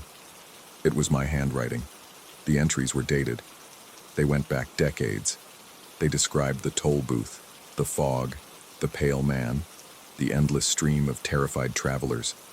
They described the footsteps, the flickering lights, the taste of copper. They described the growing certainty that something was watching, waiting, circling ever closer. The last entry was dated 3 years ago, the night I started working at the toll booth, the night I thought was my first shift. It read, "He told me I could escape if I crossed the toll. He said someone would take my place." I don't remember anymore if that was a lie or if I just don't want to remember the truth. The fog is so thick tonight. The footsteps are getting closer. I can hear them in the booth now, right behind me. I'm going to turn around. I have to know what's been following me all this time. Below that, in handwriting that was mine but not mine, someone had added a final line. "Don't turn around." I felt it then. A presence. Not behind me. That would have been too simple. It was everywhere. In the fog. In the walls of the booth. In the spaces between my thoughts. It had always been there, I realized. I had always been here. Outside, the fog pulsed. The sodium lights flickered and dimmed. Somewhere in the distance, or perhaps somewhere very close, I heard the sound of an engine. A car approaching. Another traveler, sent by a pale man in a dark suit, desperate to cross a threshold they didn't understand. I reached for the notebook again, my hands moving without my permission, and I began to write. The date at the top of the page was 3 years from now, and in the fog, something that might have been footsteps, or might have been my own heartbeat, began to circle the booth once more.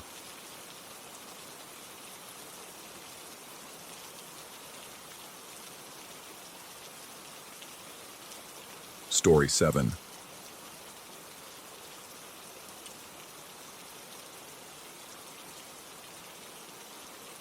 The forest remembers.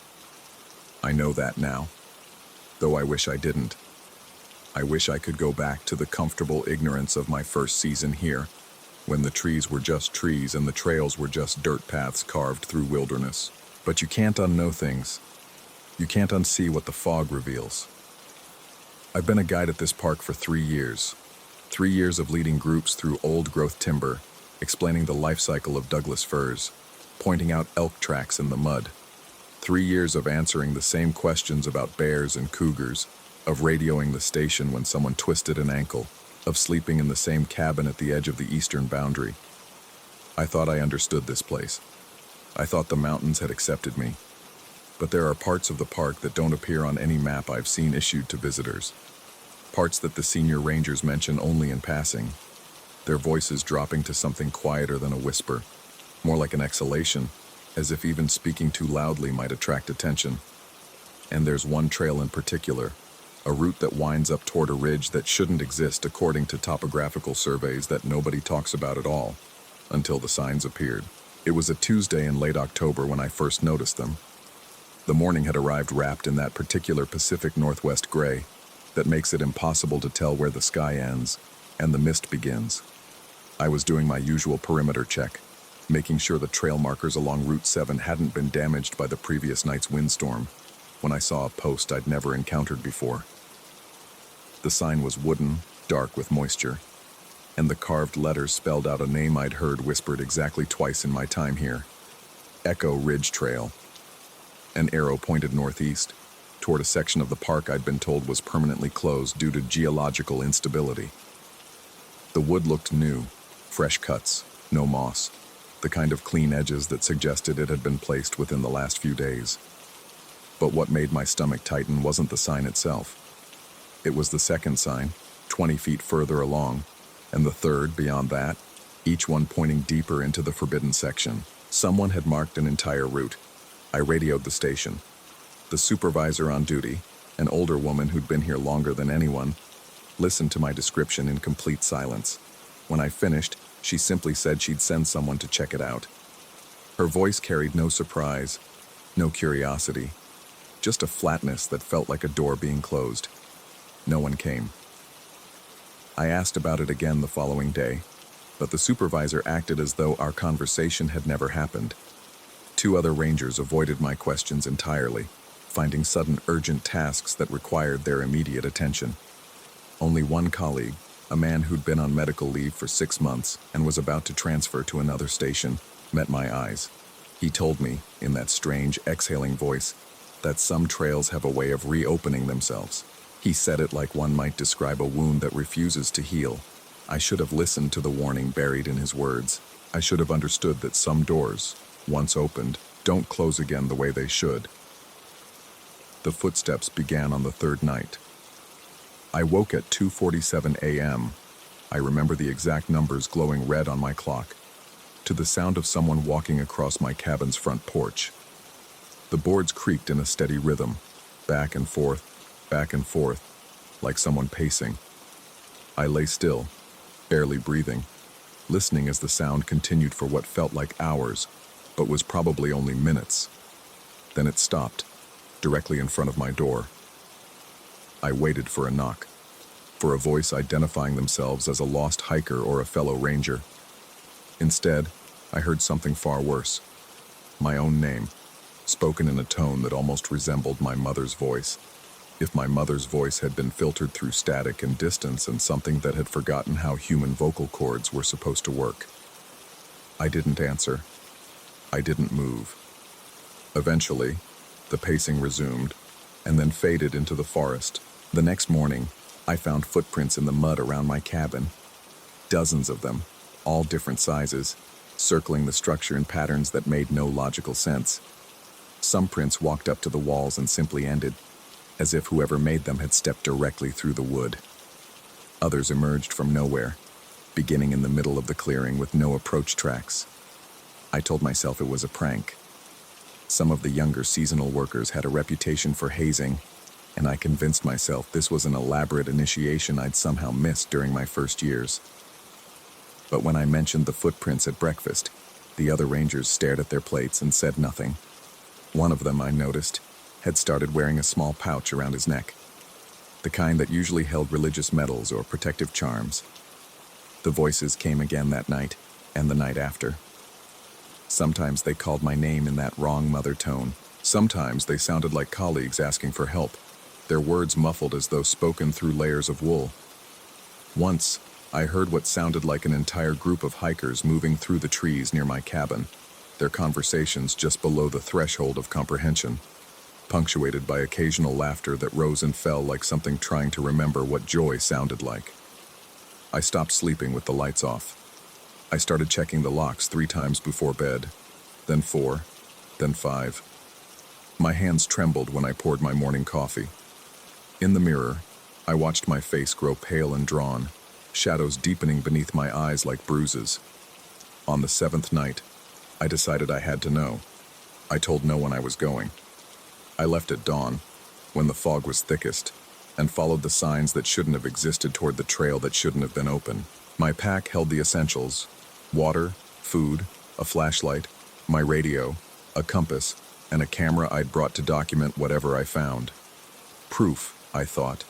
I needed proof that I wasn't losing my mind. The trail began innocuously enough. For the first mile, it could have been any path in the park.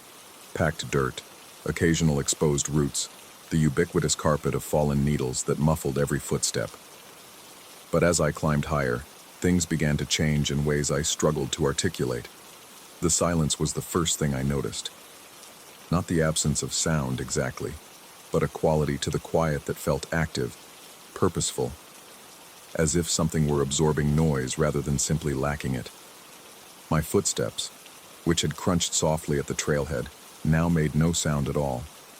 When I called out experimentally, a simple hello, the word seemed to travel only a few feet before dying. The colors shifted next.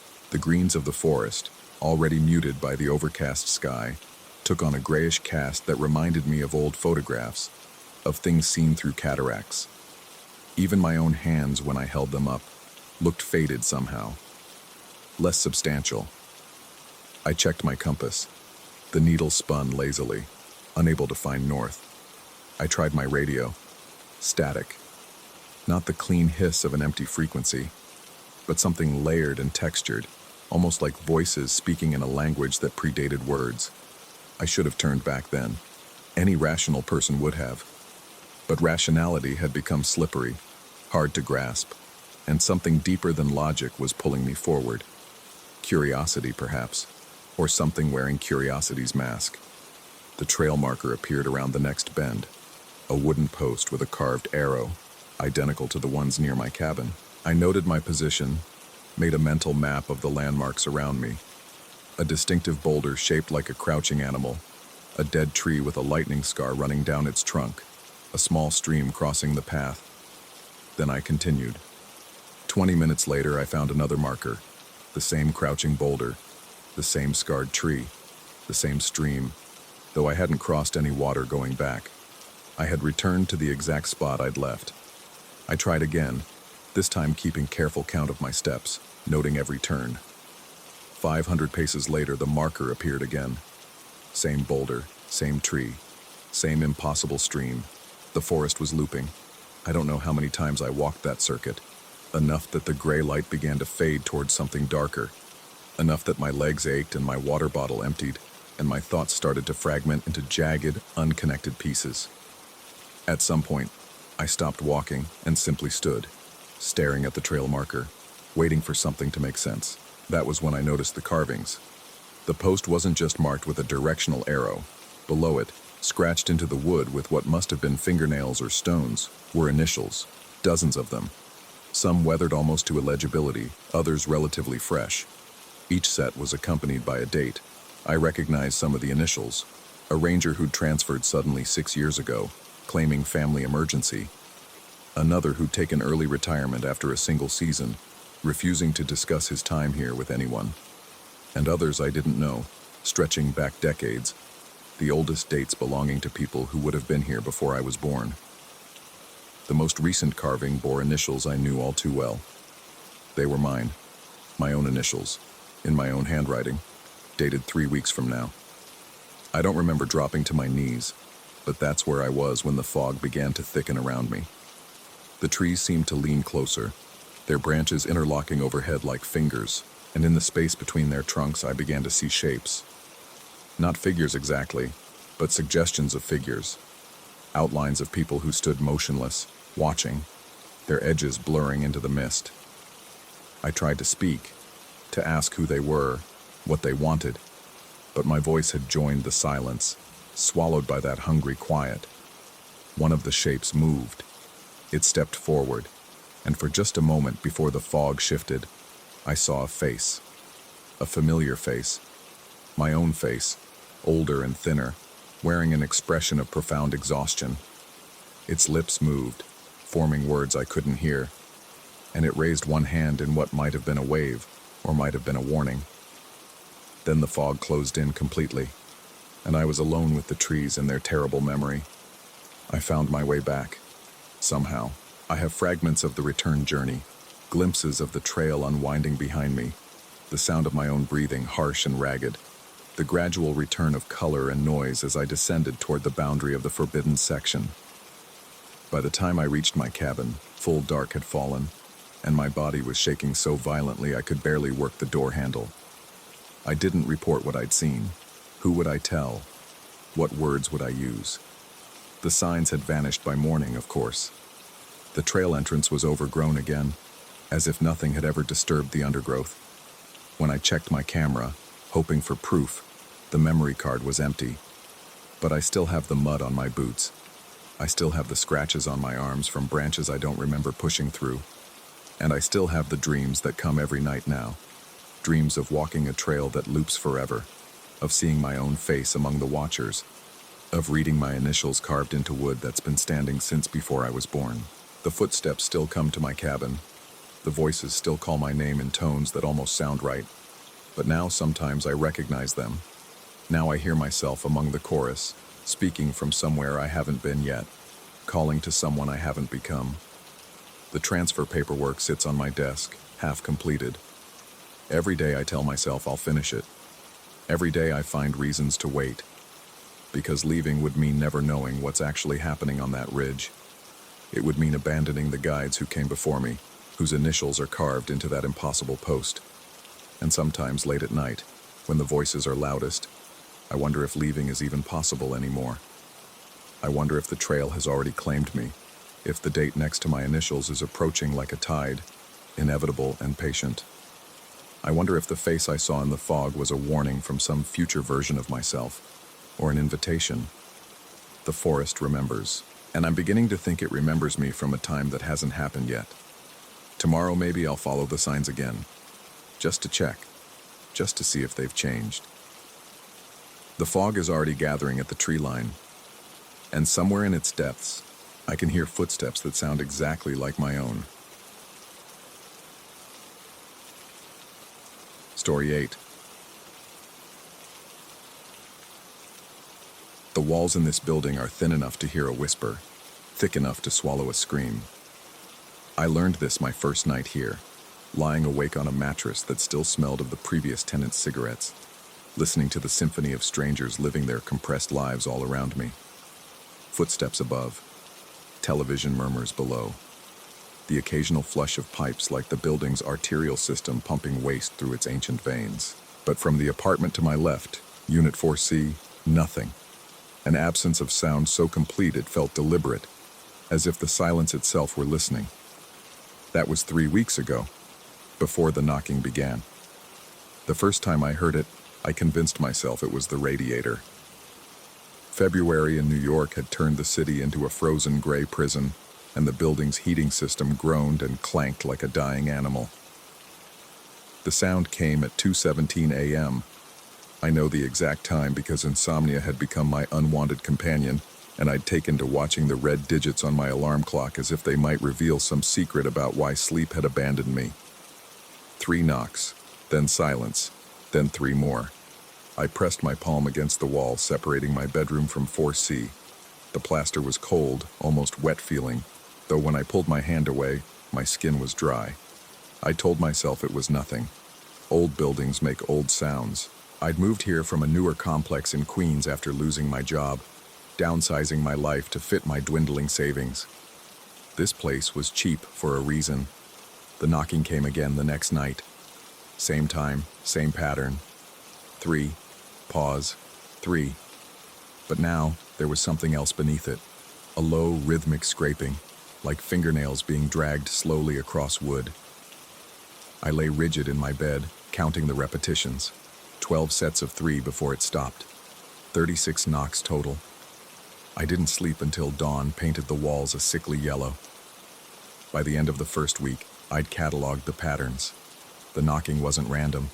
It followed a structure I couldn't quite decode. Sometimes it was 333. Other nights, it shifted to longer sequences, 352 or 714. The scraping came and went, but the moaning started on night 8. I don't know how else to describe it. A low, guttural sound that seemed to vibrate through the wall itself, as if the building's bones were humming with some terrible frequency. It wasn't quite human, but it wasn't mechanical either. It occupied a space between the two that made my teeth ache. I went to see the building superintendent on day 9. He was a heavy-set man with watery eyes and a permanent sheen of sweat on his forehead, despite the cold. His basement office smelled of mildew and neglect. He listened to my complaint with the practiced patience of someone who'd heard 1,000 grievances and cared about none of them. When I finished, he shook his head slowly and told me that 4C had been empty since October. The previous tenant had left suddenly. He used that word, suddenly, with a strange emphasis, and the unit was scheduled for renovation. No one had been inside in months. He was certain. I asked if I could see for myself, just to put my mind at ease. His refusal was immediate and strangely forceful. Building policy, he said. Liability issues. But something flickered in his eyes when he spoke. A recognition, perhaps, or a warning he couldn't quite articulate. He suggested I buy earplugs. White noise machines were helpful too, he added. Then he turned back to his newspaper, and I understood I'd been dismissed. The patterns grew more complex.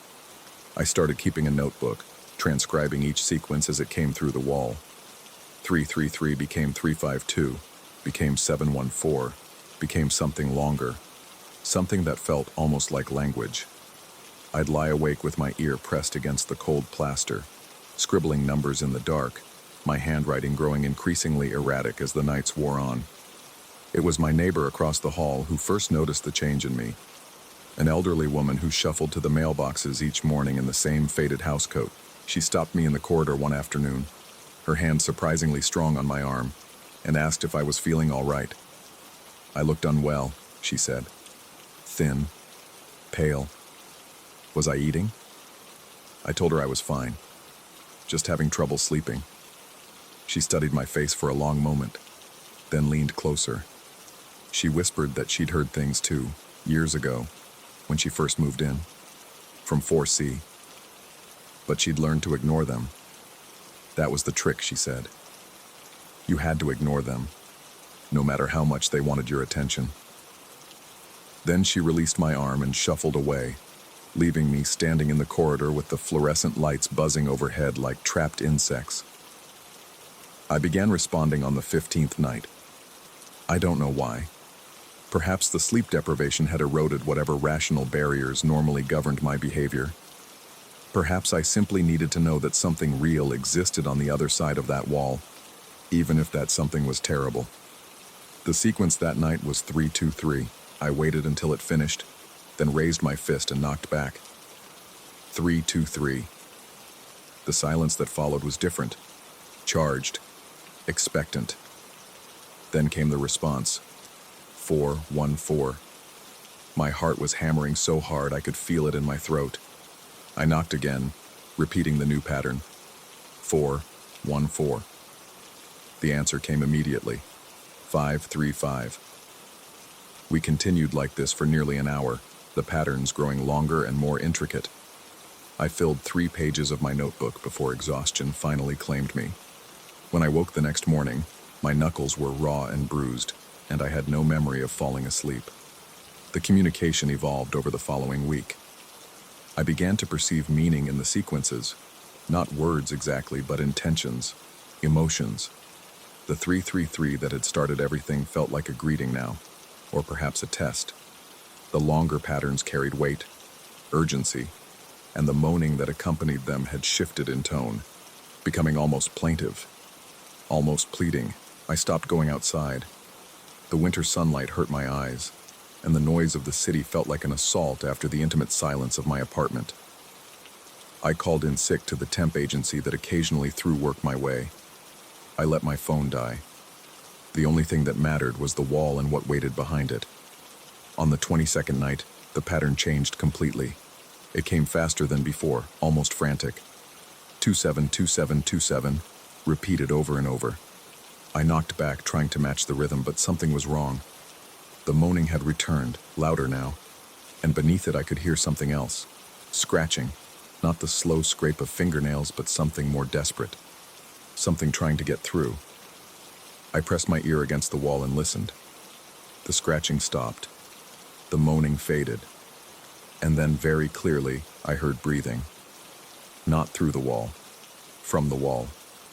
As if the plaster itself had developed lungs, I scrambled backward, knocking over my nightstand in the darkness. The breathing continued, slow and measured, somehow synchronized with my own panicked gasps. When I finally managed to turn on the light, the wall looked exactly as it always had. Cracked beige paint, a water stain in one corner, nothing more. But I could still hear it. Inhale, exhale, inhale. I didn't sleep that night. I sat in the far corner of my bedroom, watching the wall, waiting for something to emerge. The warnings began on night 24. The patterns had become a language I could almost understand. Not in any logical sense. I couldn't translate them into English. But I could feel their meaning the way you feel a dream slipping away upon waking. And what they communicated was simple. Leave. 313131. Leave. 224422. While you still can. 55555. Before we make you stay. I tried to ignore them, as my elderly neighbor had suggested. I bought earplugs, then headphones, then a white noise machine that hummed and crackled through the night. Nothing helped. The knocking came through everything, vibrating in my chest, my teeth, the base of my skull. It was inside me now, part of my own biological rhythm. The warnings grew more specific. One night, the sequence seemed to describe the layout of my apartment, the distance from bed to door, the number of steps to the bathroom, the exact dimensions of my closet. Another night, it mapped my daily routine. When I woke, when I ate, how long I spent staring at the wall between communications. They knew everything. They had been watching. I went back to the superintendent on day 26. I must have looked unhinged. I hadn't shaved in over a week, and my clothes hung loose on my dwindling frame. I demanded access to 4C. I told him I would break down the door myself if necessary. He stared at me for a long moment, something like pity, mixing with the fear in his watery eyes. Then he reached into his desk and pulled out a thick folder, sliding it across to me without a word. Inside were photographs, dozens of them, all of the same wall, the wall adjoining my bedroom seen from the other side.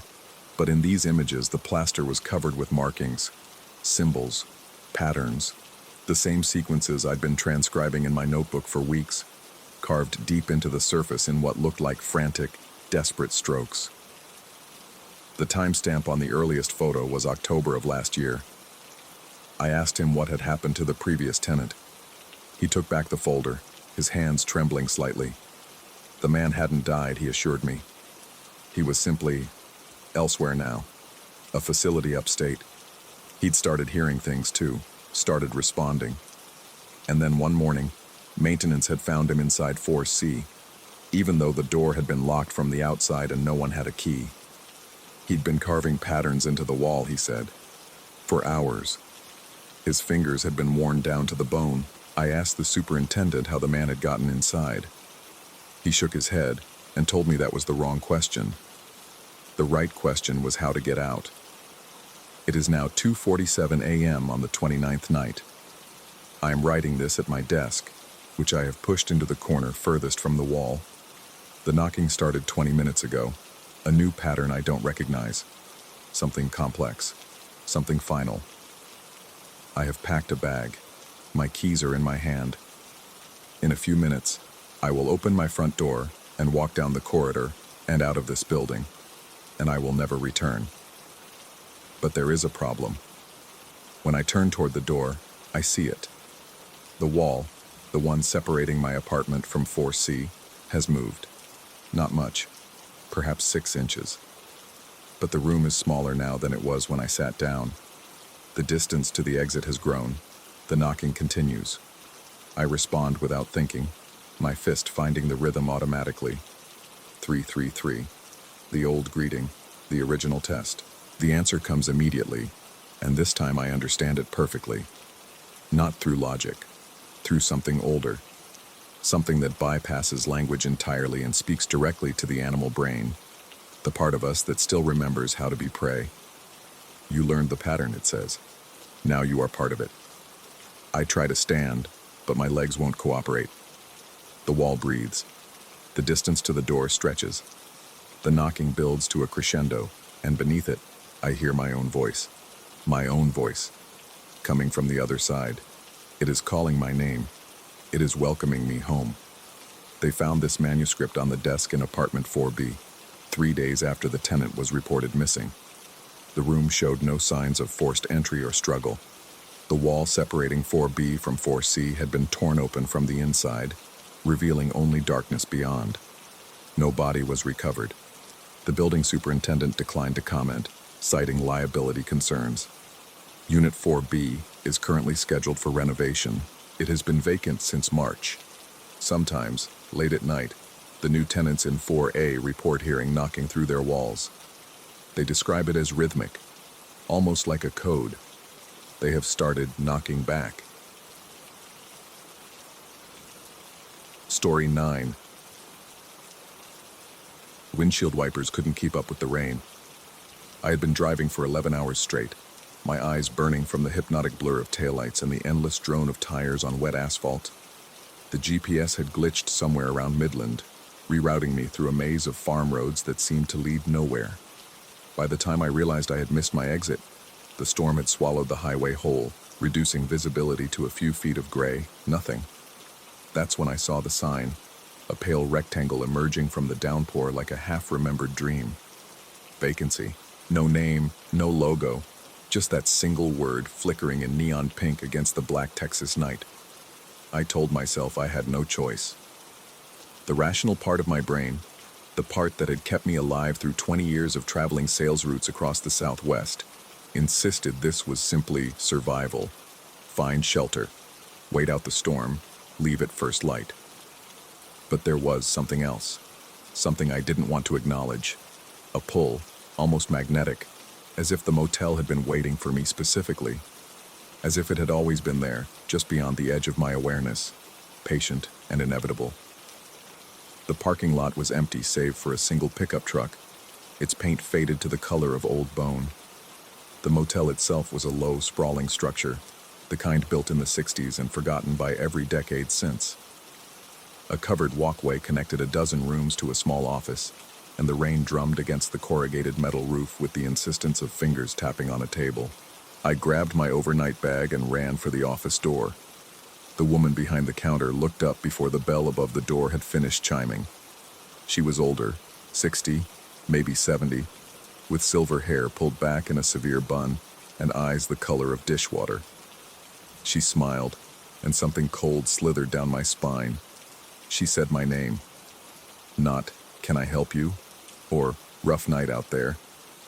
She said my name, first and last, as if greeting an old friend who had finally come home. I stood frozen in the doorway, rain dripping from my jacket onto the cracked linoleum. I hadn't shown her my license. I hadn't said a single word. Yet she was already sliding a key across the counter.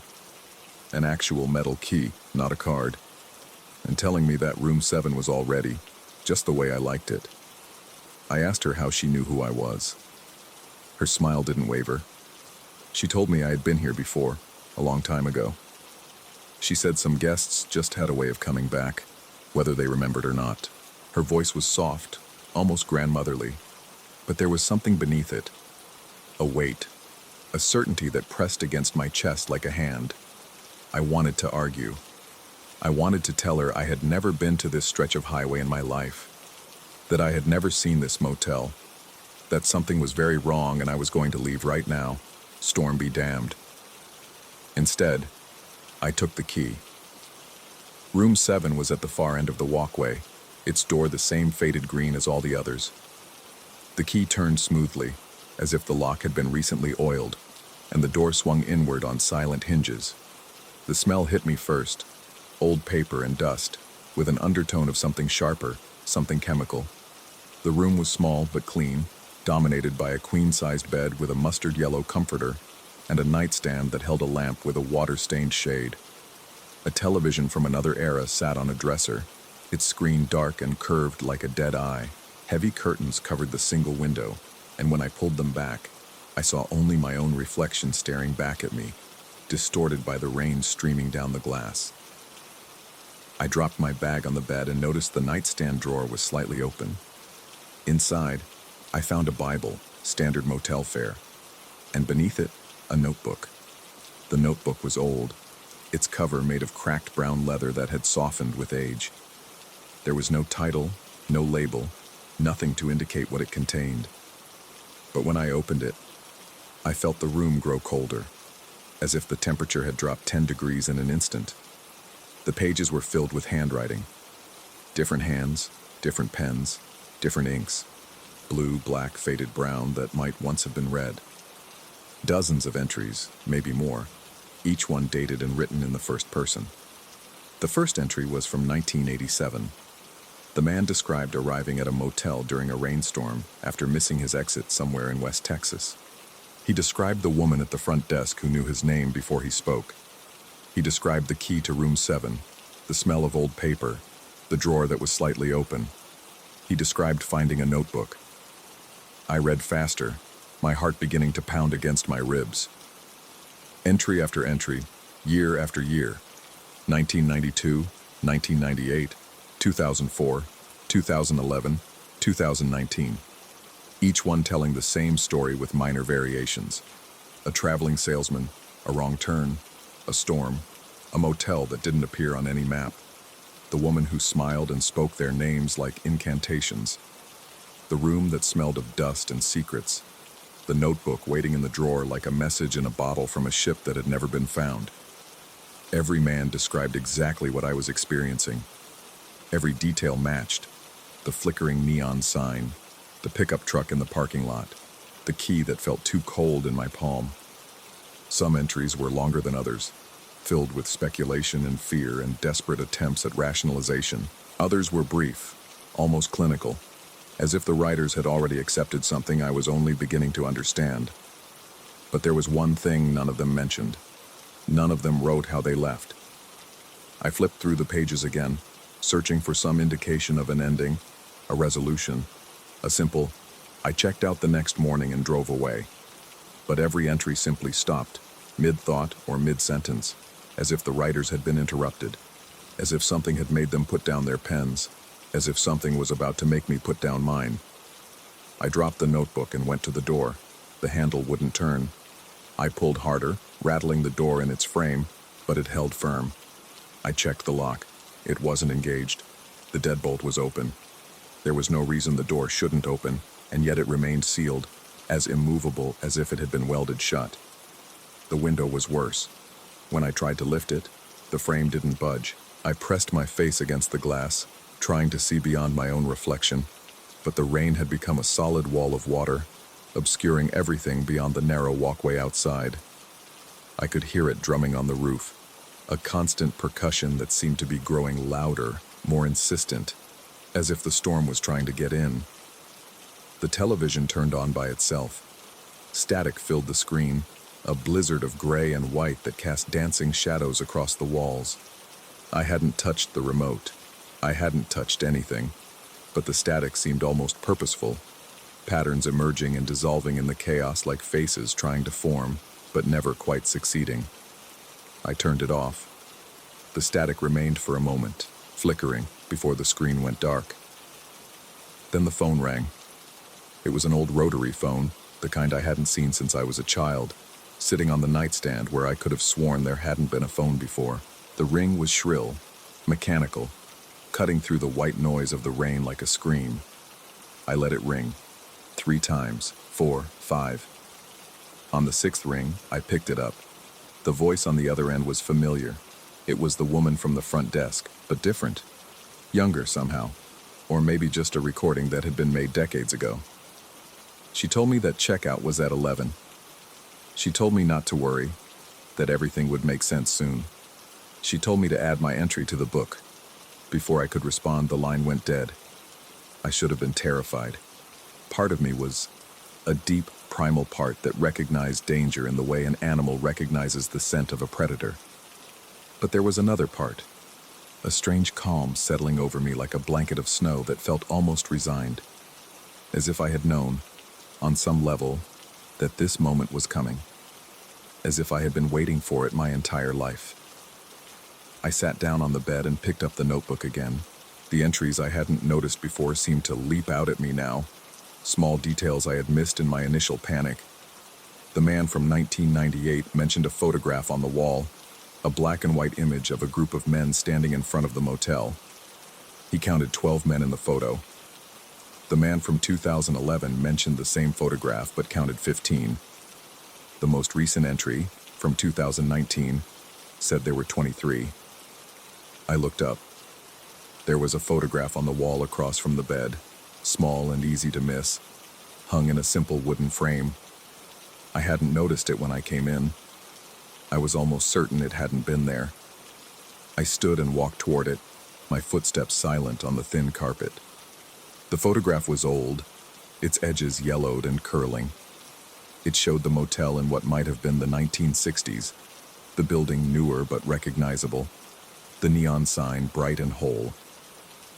A group of men stood in front of the office, their faces serious, their bodies arranged in neat rows like a class picture. I counted them. 27. And one of them, second row, third from the left, was me. Not someone who looked like me, not a coincidental resemblance. It was my face, my build, my distinctive way of standing with my weight shifted slightly to the left. I was wearing clothes I didn't recognize, my hair cut shorter than I kept it now, but the face was unmistakably mine. The man standing next to me in the photograph was looking directly at the camera, but his eyes seemed wrong somehow. Too dark, too deep, as if they weren't eyes at all but holes cut into the paper, revealing nothing behind them. I stumbled backward, my legs hitting the bed, and sat down hard. The room was spinning, or maybe I was spinning, the walls breathing in and out like the chest of some massive sleeping creature. The rain continued its assault on the roof, but now it sounded different. Not rain at all, but footsteps. Hundreds of footsteps marching in unison toward some destination I couldn't see. The notebook lay open on the bed beside me, and I noticed something I hadn't seen before. A blank page at the end, waiting. A pen had been placed beside it, a simple ballpoint pen that I was certain hadn't been there moments ago. The entries in the notebook weren't warnings, they were records. Documentation. A ledger of arrivals, each guest adding their name to a list that had been growing for decades. And the photograph on the wall wasn't a coincidence or a trick, it was a promise. Evidence that everyone who came to this place eventually became part of it, absorbed into its history like water into sand. But absorbed how? And where did they go when their entries stopped mid-sentence? I picked up the pen. I didn't want to. Every rational thought in my head screamed at me to throw it across the room, to try the door again, to break the window if I had to. But my hand was moving on its own, guided by something outside myself, and I watched as the pen touched the blank page. I began to write. I wrote about the rain and the wrong exit. I wrote about the woman who knew my name and the key to room 7. I wrote about the notebook and the photograph and the phone call that came from somewhere outside of time. I wrote about the growing certainty that I had been here before, that I would be here again, that this room was a trap that existed in the space between one moment and the next. The words flowed effortlessly, as if they had been waiting inside me all along, just needed the right conditions to emerge. And as I wrote, I understood something that made the pen falter in my hand. The entries didn't stop because the writers were interrupted. They stopped because the writers finished. They wrote everything they needed to write, everything the motel required of them, and then they became part of the place itself. Another face in the photograph, another voice in the static, another set of footsteps in the rain. The room was growing darker despite the lamp on the nightstand. The walls seemed closer than before, the ceiling lower, the air thicker and harder to breathe. I could feel something watching me. Not the woman from the front desk, not the men in the photograph, but something else. something vast and patient and utterly inhuman. I stopped writing. The pen hovered over the page, a drop of ink forming at its tip like a tear. I had written almost everything. Almost.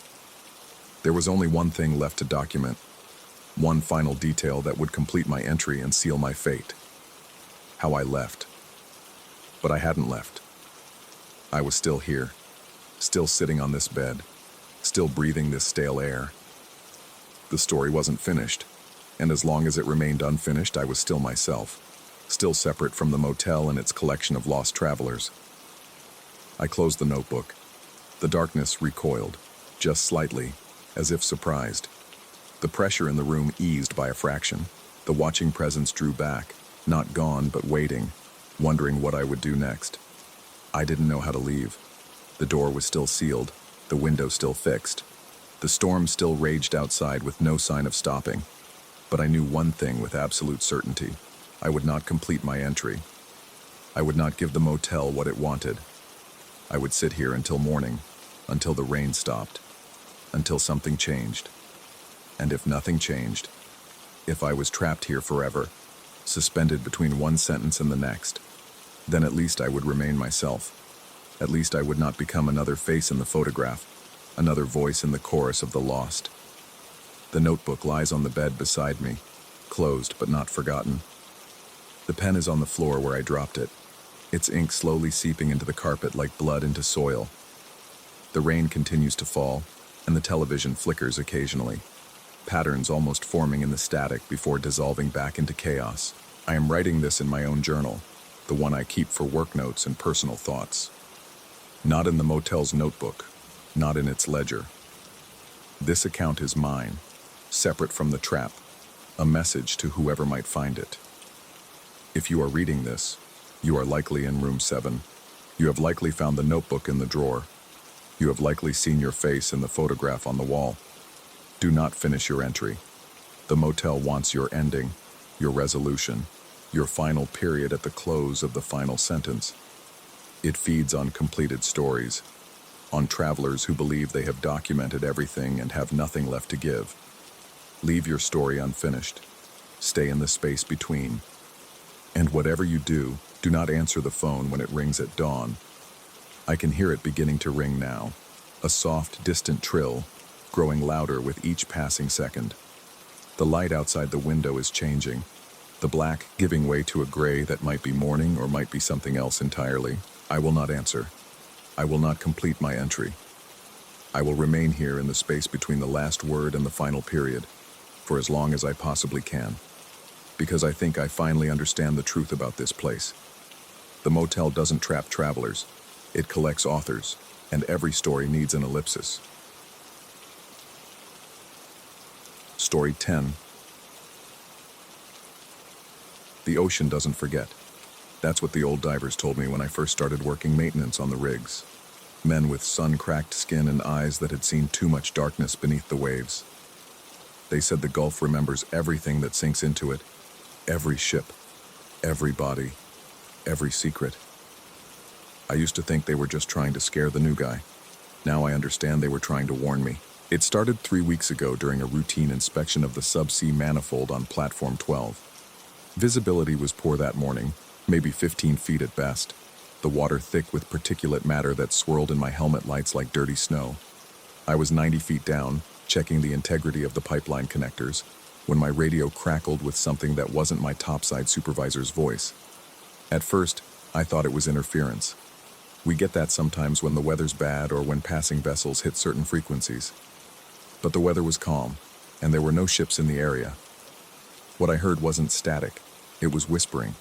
Numbers, coordinates, a string of digits repeated over and over in a voice that sounded like it was coming from the bottom of a well, distorted and wet, as if the speaker were drowning while they spoke. I tried to respond, to ask topside if they were receiving the same transmission, but my supervisor's voice came back clear and confused. He heard nothing unusual, just my breathing, just the ambient hum of the equipment. I wrote down the coordinates on my dive slate without thinking, some automatic reflex taking over my hand. When I surfaced and checked them against our operational maps, they pointed to a location 2 miles northeast of the platform. An area marked as empty ocean floor. Nothing there, nothing worth noting, nothing at all. I should have thrown that slate into the water and forgotten about it. For 3 days, the coordinates burned in my mind like a brand. I couldn't sleep without seeing those numbers behind my eyelids, glowing faintly in the darkness like bioluminescent creatures drifting through my dreams. My supervisor noticed my distraction during briefings, asked if I was feeling all right. I told him I was fine. I told myself I was fine. On the 4th day, I requested a solo checkout dive. Standard procedure for equipment testing, nothing that would raise flags. I told the dive coordinator I needed to verify a sensor reading near the eastern anchor point. He logged it without question. We trust each other down here. We have to. I swam northeast instead. The descent into that unmarked territory felt different from any dive I'd ever made. The water seemed to thicken around me, not with sediment, but with something else. A presence, a pressure that had nothing to do with depth. My gauges read normal, but my body knew something was wrong. Every instinct screamed at me to turn back, to return to the familiar geometry of pipes and platforms and human engineering. But my arms kept pulling me forward. My fins kept pushing, as if I were a puppet on invisible strings. I found the structures at 120 feet. They rose from the seafloor like the ribs of some enormous creature, curved metal beams arranged in a pattern that defied any industrial logic I knew. Rust had consumed most of their surface, but beneath that oxidized skin, I could see they were old, impossibly old. The alloys looked wrong, their composition unlike anything used in modern offshore construction. Algae and barnacles had colonized every inch, creating a living shroud that pulsed gently with the current. But it was the symbols that made my blood turn cold. Carved into the metal at regular intervals, they formed a language I didn't recognize. Couldn't recognize. Not company markings, not navigational codes, not any system of notation I'd encountered in 15 years of commercial diving. They were arranged in spiraling patterns that seemed to shift and crawl at the edges of my vision, though when I looked directly at them, they held still. Some were circular, others angular, and a few appeared to be combinations of both, as if 2 different alphabets had been merged into something new and terrible. I reached out to touch one and my radio screamed. The same voice from before, but louder now, clearer, speaking directly into my skull rather than through my earpiece. It wasn't giving coordinates anymore. It was saying something else, a word repeated over and over, a word that had no equivalent in any language I knew, but whose meaning I understood with perfect, horrifying clarity. Return. I fled. I don't remember the ascent, don't remember decompression, don't remember anything until I was back on the platform, ripping off my helmet and gasping for air that tasted wrong. Too thin, too dry, as if I'd been breathing something else entirely down there. That was 17 days ago. The voice hasn't stopped. It's there when I close my eyes, a constant murmur beneath the threshold of conscious hearing, like someone whispering through a wall. During the day I can almost ignore it, can almost pretend it's just tinnitus or stress, or the normal auditory hallucinations that come from spending too much time in pressurized environments. But at night, in my bunk with the darkness pressing against my eyelids, it becomes impossible to deny. The worst part is the sensation that accompanies it. The feeling of water pressure on my skin, even though I'm lying in a dry bed. My body remembers the depth, the cold embrace of the Gulf, and it craves it now in a way I can't explain. When I dream of sinking, of descending past the light into regions where no human was meant to go. And in those dreams, the structures are waiting for me, their symbols glowing with a cold luminescence that calls to something buried deep in my brain. My supervisor has noticed the changes, the dark circles under my eyes, the way I flinch at sudden sounds, the hesitation before every dive, the lingering looks I cast toward the northeast horizon. He pulled me aside yesterday and asked if I needed to talk to someone. The company shrink, maybe, or the chaplain who visits the platform once a month. I told him no. What would I say? What? That I'm hearing voices? That something beneath the water is calling my name? He'd have me on the next helicopter back to shore, marked unfit for duty. My career over. So I keep diving. I keep performing my inspections, checking the pipelines, verifying the structural integrity of equipment I no longer trust myself to evaluate. And every time I descend, I feel it pulling at me, the northeast, the structures, the symbols, like a fishhook embedded in my chest. 3 days ago, I found something that made everything worse. I was in the platform's archive room, a cramped closet filled with outdated survey documents and geological reports that nobody reads anymore. I don't know what drove me there, the voice maybe, or some subconscious need to understand what I'd found. I spent hours rifling through yellowed papers, scanning faded maps, until I found a survey from 1947. The coordinates matched. According to the document, a team had been sent to investigate what they called an acoustic anomaly in that location shortly after the war. The report was heavily redacted, entire paragraphs blacked out with what looked like military-grade censorship, but I could read enough to understand that they'd found something. Something metallic. Something old. Something that had been there long before any offshore drilling operation, long before anyone had a reason to chart these waters at all. The survey team recommended immediate quarantine of the area and cessation of all exploration. Their final note, scrawled in handwriting that looked rushed, almost frantic, read, "Do not respond to the signal. Do not descend. Do not open." I don't know what they meant by open. I don't know what signal they were referring to, but I know that the coordinates were never listed on any subsequent map, never mentioned in any official documentation, as if someone had deliberately erased them from existence, as if someone wanted them forgotten.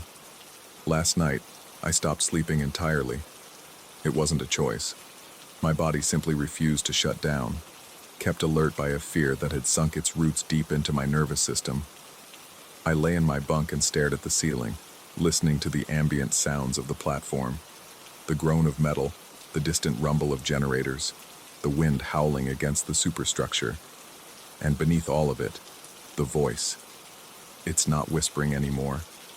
It's speaking in full sentences now, though I can't understand the words. The language is the same as the symbols. Alien, ancient, wrong. And yet some part of me comprehends it, translates it into feelings rather than meanings. Longing, patience, hunger. Something is down there. Something that has been waiting for a very long time. And somehow, I've made contact with it. The thought that terrifies me most isn't that I might be losing my mind. It's that I might not be. What if the voice is real? What if those structures are exactly what they appear to be? Remnants of something that predates human civilization. Artifacts of a presence that existed in these waters before we had words to describe it. What if the 1947 survey team found the same thing I found and covered it up because they understood what it meant? And what if, by following those coordinates, by touching those symbols, I've done something that can't be undone? I'm writing this because I need someone to know. If I don't return from my next dive, if I disappear the way I suspect the 1947 team disappeared, I need there to be a record. The voice is telling me to go back. It's been telling me for days now, growing louder and more insistent with each passing hour. And the worst part, the part I can barely admit to myself, is that I want to.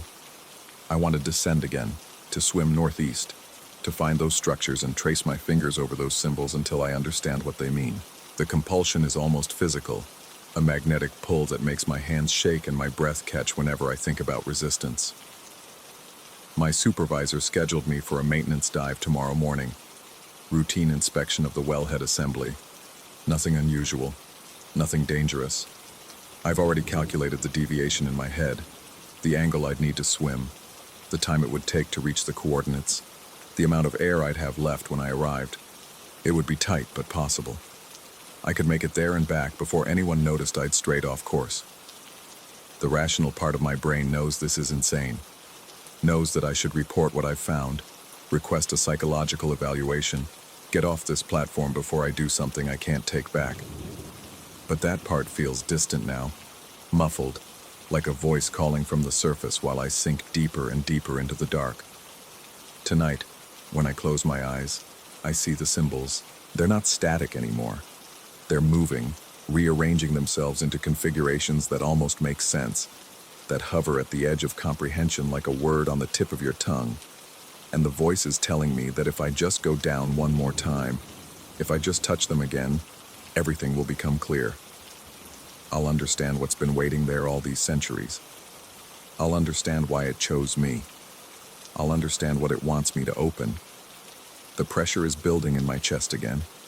That phantom weight of the ocean pressing against my ribs even though I'm sitting in my bunk, dry and safe and surrounded by the sounds of the platform.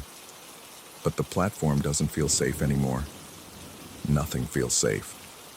The only place I feel like I belong now is down there, in the dark, in the cold, in the silence that isn't silence at all, but the slow, patient voice of something that has been calling through the depths since before humans existed.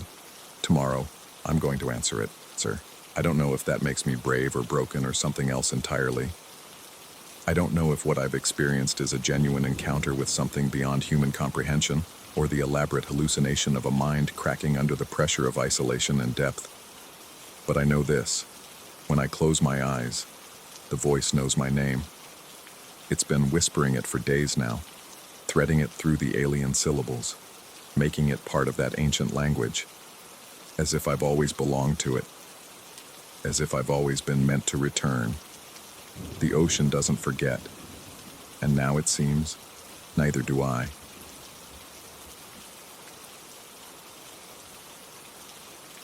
Story 11.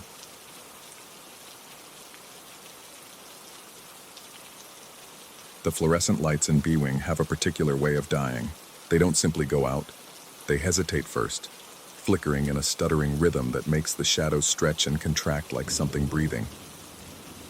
I noticed this on my third night at the hospital, and now, 7 months later, that observation has become the cornerstone of my unraveling. I work the graveyard shift, 11 at night until 7 in the morning, walking the halls of a building that holds 1,200 beds and, after midnight, feels like it holds 12,000 secrets. The job pays well enough for a man with no degree and fewer prospects, and I've always been comfortable with silence.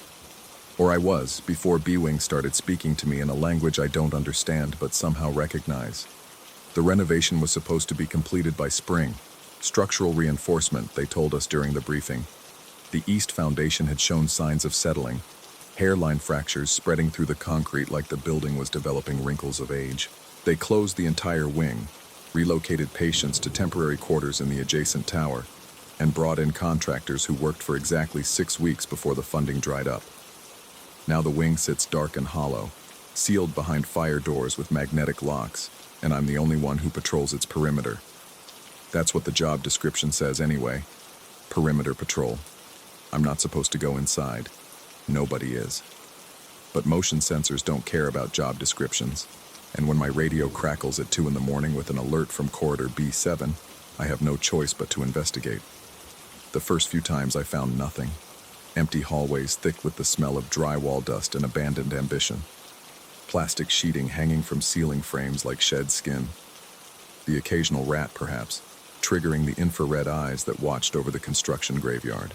I filed my reports, checked the appropriate boxes, and tried not to think about the way the air felt different in there. Heavier, somehow, as if the wing existed at a slightly lower atmospheric pressure than the rest of the building. Then I found the wheelchair. It was positioned in the exact center of corridor B4, its chrome frame catching the thin beam of my flashlight like a lighthouse beacon in fog. The wheels were angled slightly toward the left, as though whoever had been pushing it had made a final adjustment before stepping away. And it was pointing directly at room B412, a door I knew for a fact had been locked since the evacuation 6 months prior. I stood there for a long time, my breath loud in my ears, watching the wheelchair as if it might move. It didn't. Of course it didn't. Wheelchairs don't move on their own. People move them, and there were no people in B-Wing. The security footage would confirm this. The sensors would have detected anyone entering through the sealed fire doors. I was alone, but I didn't feel alone. I reported the wheelchair to the morning supervisor, a woman with gray hair and the perpetually exhausted expression of someone who had seen too many strange things to be surprised by any of them anymore. She listened to my account with half an ear, nodding in the appropriate places, then told me the contractors must have left it behind. Simple explanation. Case closed. She didn't ask why it had taken 6 months to appear, or why I'd patrolled that same corridor dozens of times without noticing it before. She didn't want to know. Neither did I, not really. But curiosity is a peculiar affliction. It grows stronger when starved. I began paying closer attention to B-Wing. Not officially, my rounds still followed the prescribed route, the choreographed dance of flashlight and footsteps that kept the insurance adjusters happy. But I started lingering at the fire doors, pressing my ear against the cold metal, listening for sounds that shouldn't exist. And sometimes, in the space between heartbeats, I thought I heard them. Soft impacts, like footsteps, echoing from somewhere deep inside the sealed corridors. The whisper of wheels on linoleum, the subtle click of a door latch releasing, then engaging again. The sensors continued their false alarms. Corridor B7, Room B203, Stairwell B East, always in the dead hours between 2 and 4 in the morning, when the living part of the hospital slowed to a murmur and the darkness pressed against the windows like something trying to get in, or perhaps trying to keep something else from getting out. I started checking the security footage. This was within my rights as a staff member, though the IT technician who showed me how to access the archive gave me a strange look when I specified the dates and locations I wanted to review. B-Wing, overnight hours, the past 3 months.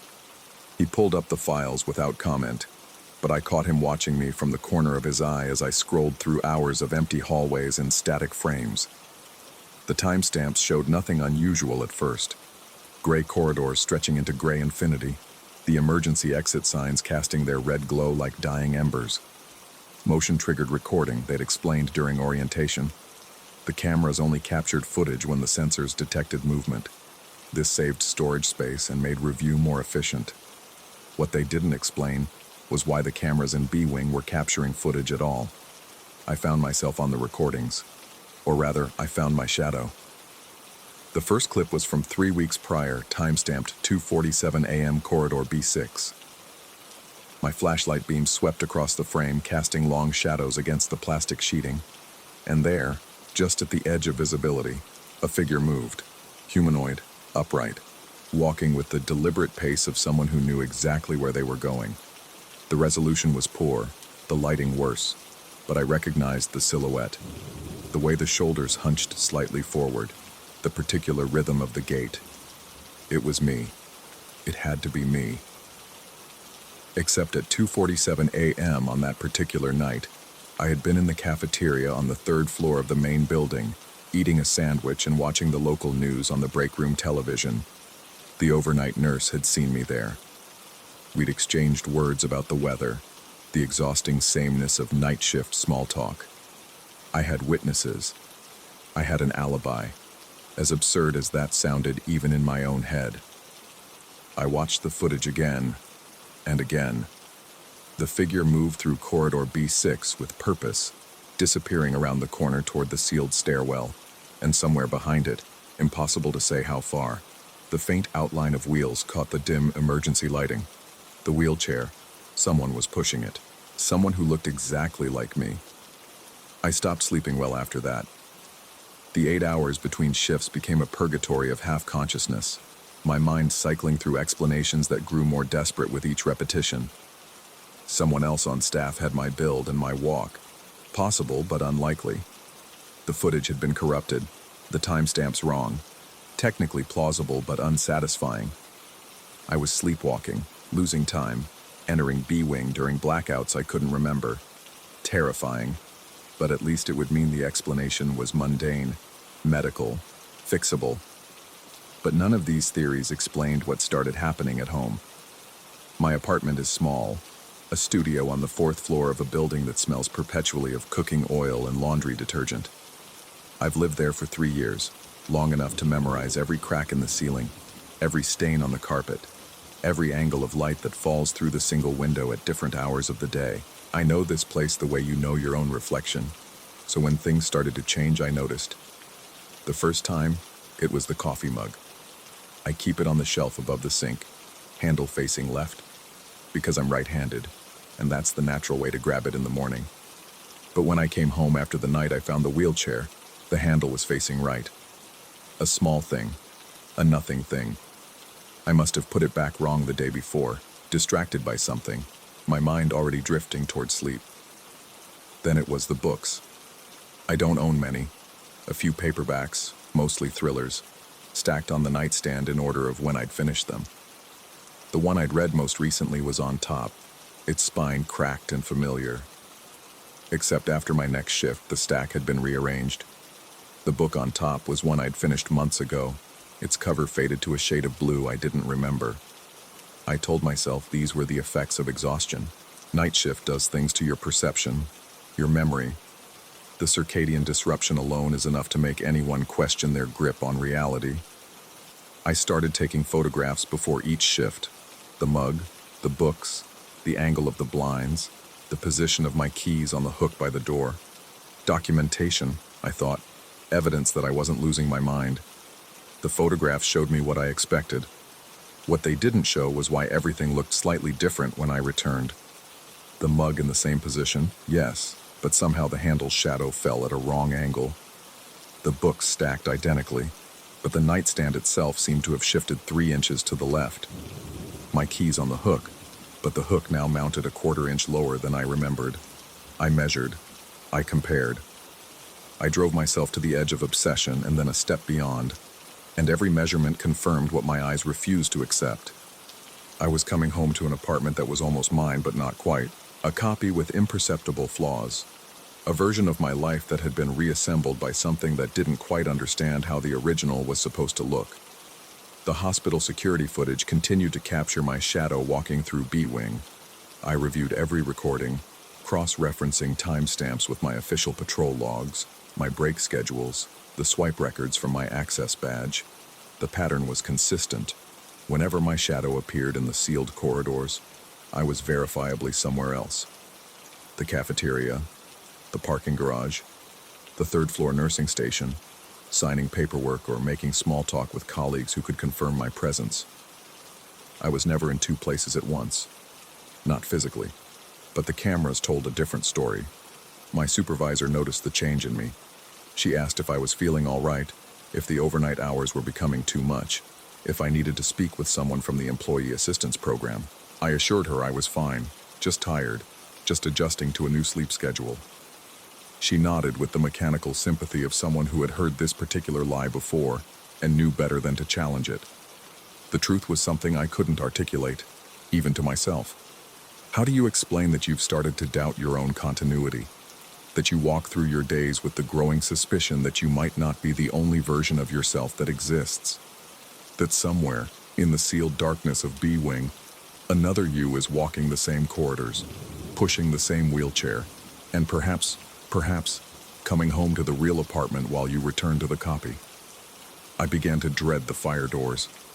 Every patrol brought me closer to them, their magnetic locks humming with the quiet promise of separation, of the boundary between where I was supposed to be and where something wearing my shape had chosen to go. I would stand there, flashlight steady, listening to the sounds that filtered through the metal, the distant creak of settling architecture, the whisper of air moving through empty rooms, and occasionally, always when I was on the verge of turning away, a sound that might have been footsteps. The wheelchair appeared in different locations on subsequent nights. I never saw it move, only found it in new positions. Outside room B418, in the alcove near the defunct nursing station, at the top of the sealed stairwell with its front wheels hanging over the first step. Each time I reported it, each time my supervisor noted the discrepancy with decreasing interest. Contractors, she kept saying. They must have left more than one. But there was only ever one wheelchair. I knew this because I started photographing it, the same way I photographed my apartment, documenting its chrome frame, the worn rubber of its hand grips, the slight rust on the left wheel bracket. It was always the same chair. It was always pointing toward a different door, and then, last Tuesday, I found it pointing at the fire doors from the inside. I don't know how I knew. The doors were sealed, the magnetic locks engaged, the corridor on my side empty and still. But when I pressed my ear against the metal, that gesture that had become as routine as breathing, I heard it, the faint squeak of wheels settling on linoleum, the soft impact of something coming to rest just inches from where I stood. I have not opened those doors. I have not requested access to B-Wing, not even to retrieve the wheelchair that shouldn't be there. I have done nothing except continue my patrols, file my reports, and return each morning to an apartment that feels less like mine with every passing day. The photographs no longer help. What they show and what I see have begun to diverge, a gap that widens with each shift. In the most recent images, the mug is on the shelf where it should be. The books are stacked in their proper order. The blinds are angled at 30 degrees to filter the morning light. But when I look at these same objects in person, I see differences the camera doesn't capture. A hairline crack in the mug's handle, a title on the top book I don't remember reading, blinds that seem to have developed a new mechanism overnight. I've considered the possibility that I'm the wrong version, that somewhere, separated by the thickness of a fire door or the distance of a corridor, there's another security guard who has been living my real life all along, that I'm the shadow, the copy, the reconstruction assembled from imperfect memory, and maybe, each night when I pass by B-Wing, I see myself through the cameras because that other version is looking for a way back. Or perhaps, more terrifying still, because he has already found one, and what walks these halls wearing my face is no longer entirely me. The shift ends in an hour. My badge will record my exit. The cameras will capture me walking to my car, driving through empty streets, climbing the stairs to an apartment that may or may not be mine. Tomorrow night, the sensors will trigger again. The wheelchair will have moved, and I will stand at the fire doors, listening to the sound of my own footsteps on the other side, wondering which version of me is real, and which one has been wandering the wrong corridor all along. Some questions are better left unanswered, but that doesn't stop them from asking themselves, over and over, in the flickering silence of a hospital wing that shouldn't be occupied, in the whispered settle of a building that breathes when no one is watching, in the mirror where my reflection sometimes blinks a half-second too late. I think I'll start checking the cameras again tonight. Not to look for answers, I've given up on those, just to see if my shadow is still there, walking paths I don't remember taking. And if it is, I wonder, does it ever stop to look at the cameras too? Does it ever wonder where I've gone? Story 12. The cabin had too many windows. I noticed this on my first night, standing in the living room with a glass of whiskey warming in my palm, watching the snow fall in thick curtains beyond the glass. The real estate listing had called it abundant natural light and seamless integration with nature. What it actually meant was walls made mostly of windows, floor-to-ceiling panels that turned the entire front of the house into a mirror once darkness settled over the mountains. I had come to Vermont to write. That's what I told everyone, my editor, my ex-wife, my therapist. After 15 years in a fluorescent-lit office, drowning in spreadsheets and performance reviews, I needed silence. I needed space. I needed to finally put down the memoir I'd been promising myself since my father passed, the one about growing up in his shadow, about the weight of expectations never spoken aloud but always felt. The cabin seemed perfect, isolated. A 40-minute drive from the nearest town, accessible only by a single unpaved road that wound through dense forest. The owner, an elderly woman I'd spoken to only by phone, had been almost too eager to rent it out for the winter season. She mentioned something about the previous tenant leaving early, but I hadn't pressed for details. People abandon all sorts of plans. I understood that better than most. Now, standing in the amber glow of the fireplace, I watched my reflection hover in the dark glass like a ghost. The flames danced behind me, casting shifting shadows across my face. I raised my glass to drink. My reflection raised its glass a fraction of a second later. I froze. The whiskey touched my lips, but I didn't swallow. In the window, the other me completed the motion. The delay so slight I almost convinced myself I'd imagined it. A trick of the light. Fatigue from the long drive. The mind playing games in unfamiliar surroundings. I lowered my arm. Counted to 3. My reflection lowered its arm on 2. The fire crackled.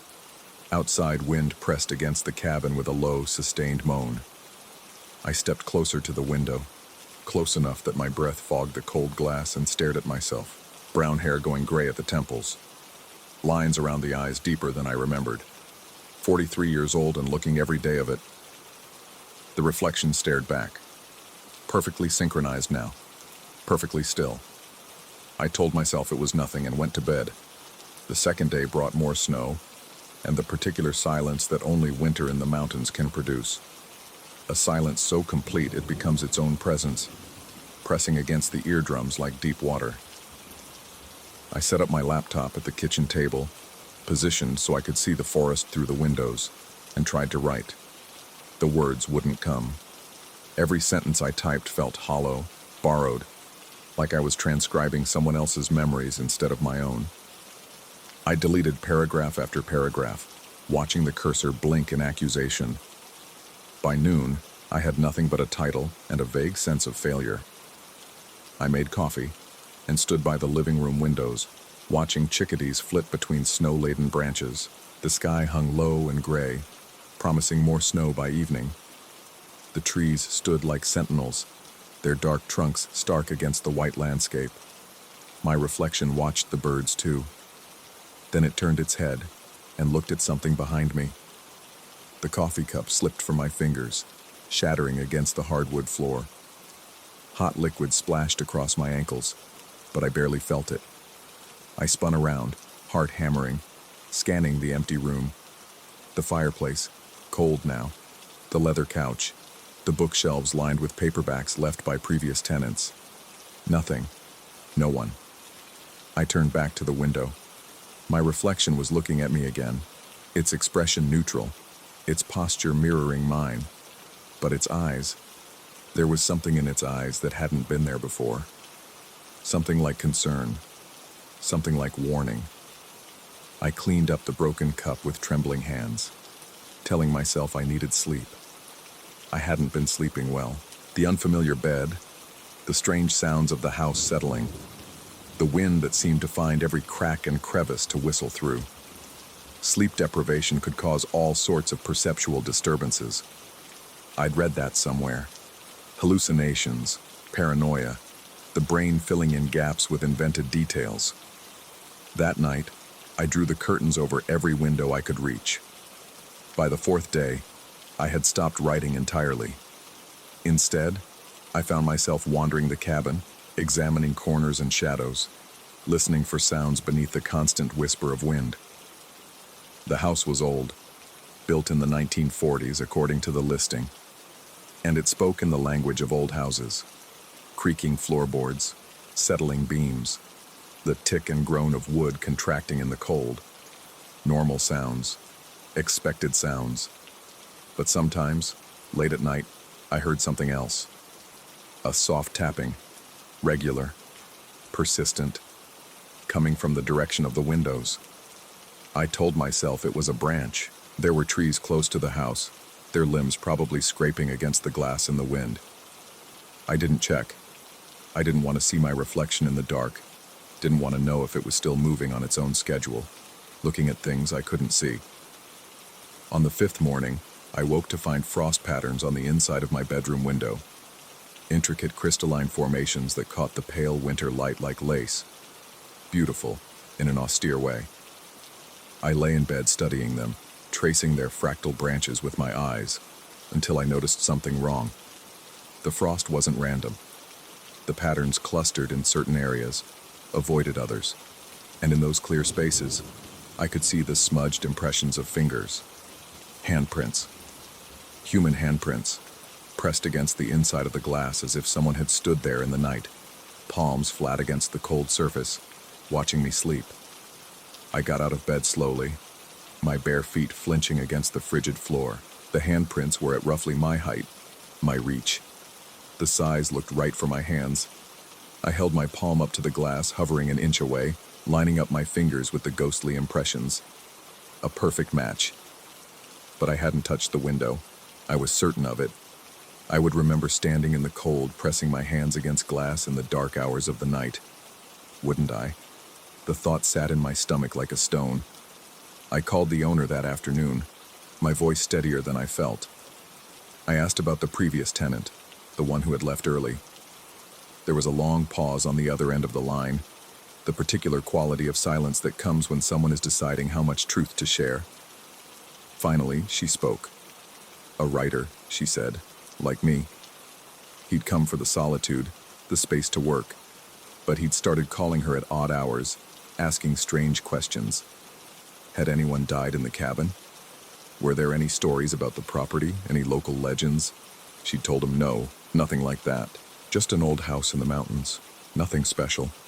He'd left after 3 weeks, packed up in the middle of the night and drove away without explanation, without asking for his deposit back. She'd found the curtains torn down from every window, piled in the center of the living room floor.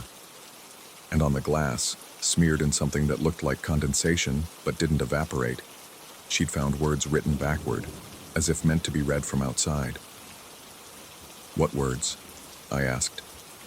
She paused again. Then she said she couldn't remember, her voice too careful, too measured. She wished me well and hung up. I stood holding the dead phone for a long time, staring at the curtained windows, wondering what lay on the other side of the fabric. That night I made a decision. I pulled back the living room curtains, all of them, and sat in the leather chair facing the wall of glass. The fire burned behind me, casting my shadow long and dark across the floor. Beyond the windows, the forest stood in absolute stillness, the snow glowing faintly blue in the darkness. And there, in the glass, my reflection sat in its own chair, in its own cabin, watching me. We stared at each other for what felt like hours. I cataloged the details.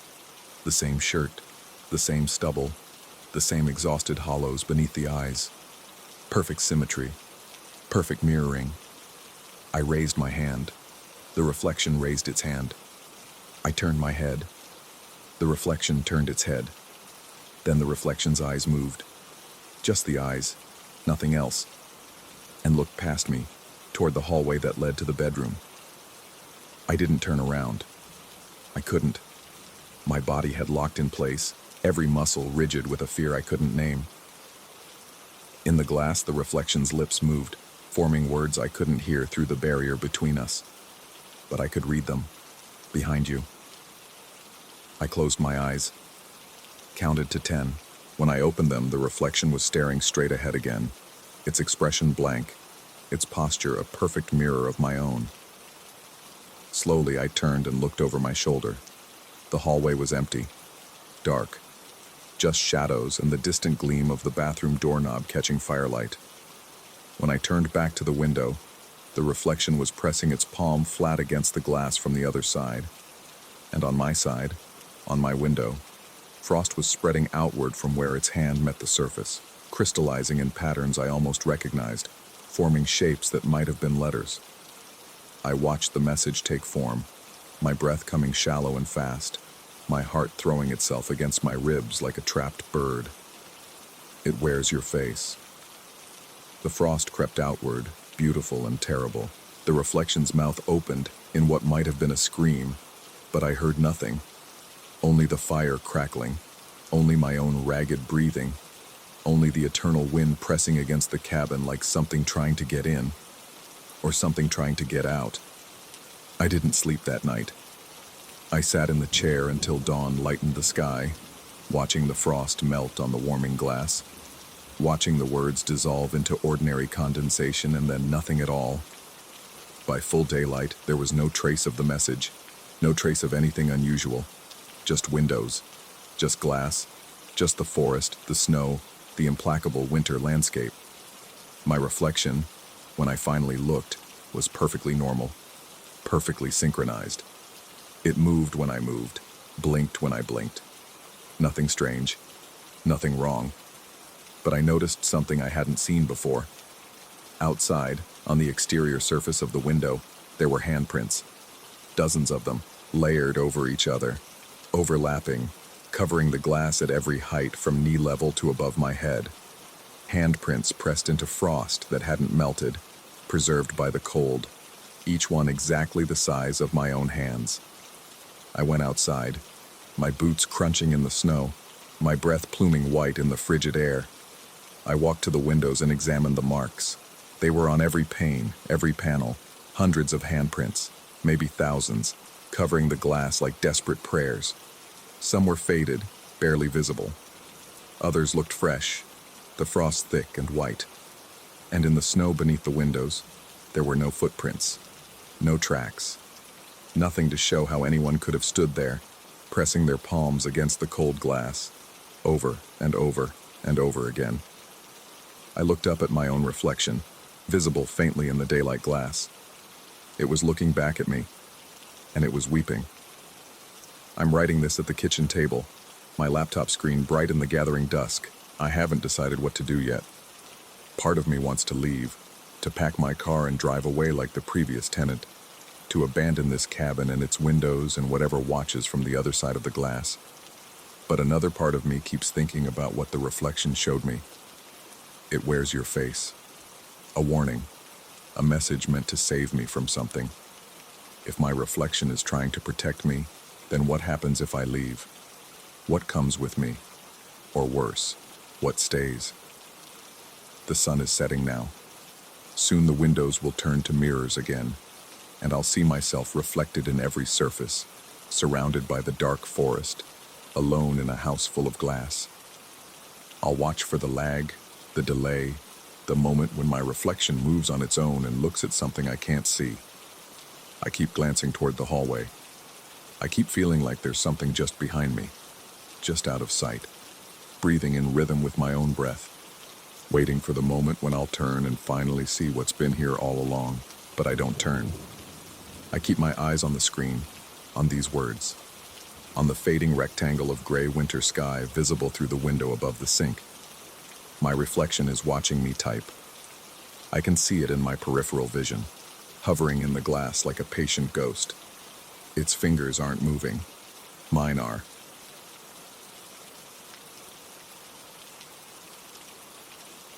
Story 13. And the scratch came first, before everything else, before the flickering lights, before the walls began to sweat, before I stopped recognizing my own reflection. There was just that sound, a rhythmic scraping, like fingernails dragging across old wood, buried somewhere in the lower frequencies of a file that had no business existing. I've worked in audio for 11 years. I've cleaned up dialogue recorded in windstorms, extracted whispers from ambient noise that would make most engineers weep, and spent countless nights alone in this studio, surrounded by nothing but waveforms and the hum of expensive equipment. I know sound the way a surgeon knows flesh, and I'm telling you now, what lives inside that file is not sound. Not really. It's something wearing sound like a skin. The file arrived on a Tuesday, embedded in a batch of raw audio from a director I'd worked with twice before. She was finishing post-production on a psychological thriller, something about a woman unraveling in an inherited house, and needed ambient tracks cleaned and layered. Standard work, the kind of thing I could do half asleep. But this file wasn't labeled like the others. No scene number, no timestamp, no description. Just a string of characters that looked almost like coordinates. 34.0219_118.4814_BELOW. I assumed it was a placeholder, some temp track she'd forgotten to remove before sending the drive. I almost deleted it. Instead, I double-clicked. The waveform that populated my screen was wrong. I noticed it immediately. The amplitude was nearly flat, suggesting silence or near silence. But when I hit play, my monitors filled with a dense, layered texture that shouldn't have been possible from such a minimal visual representation. There was breathing, slow and wet, like someone sleeping with their mouth open. Behind it, a low drone that seemed to pulse at irregular intervals, and beneath everything, that scratching, persistent, patient. I pulled off my headphones after 30 seconds, suddenly aware of how dry my throat had become. The studio felt smaller than it had moments before. I told myself it was just well-designed sound, that good horror audio is supposed to unsettle you, and closed the file without saving any notes. That night, I dreamed of hallways that turned in on themselves. The next morning, I found my coffee mug on the wrong side of my desk. A small thing, the kind of detail you dismiss immediately, Blame on your own absent-mindedness. But I'm a creature of habit in the studio. Everything has its place because everything needs its place when you're working with precision equipment. The mug had been on my left when I'd finished my coffee.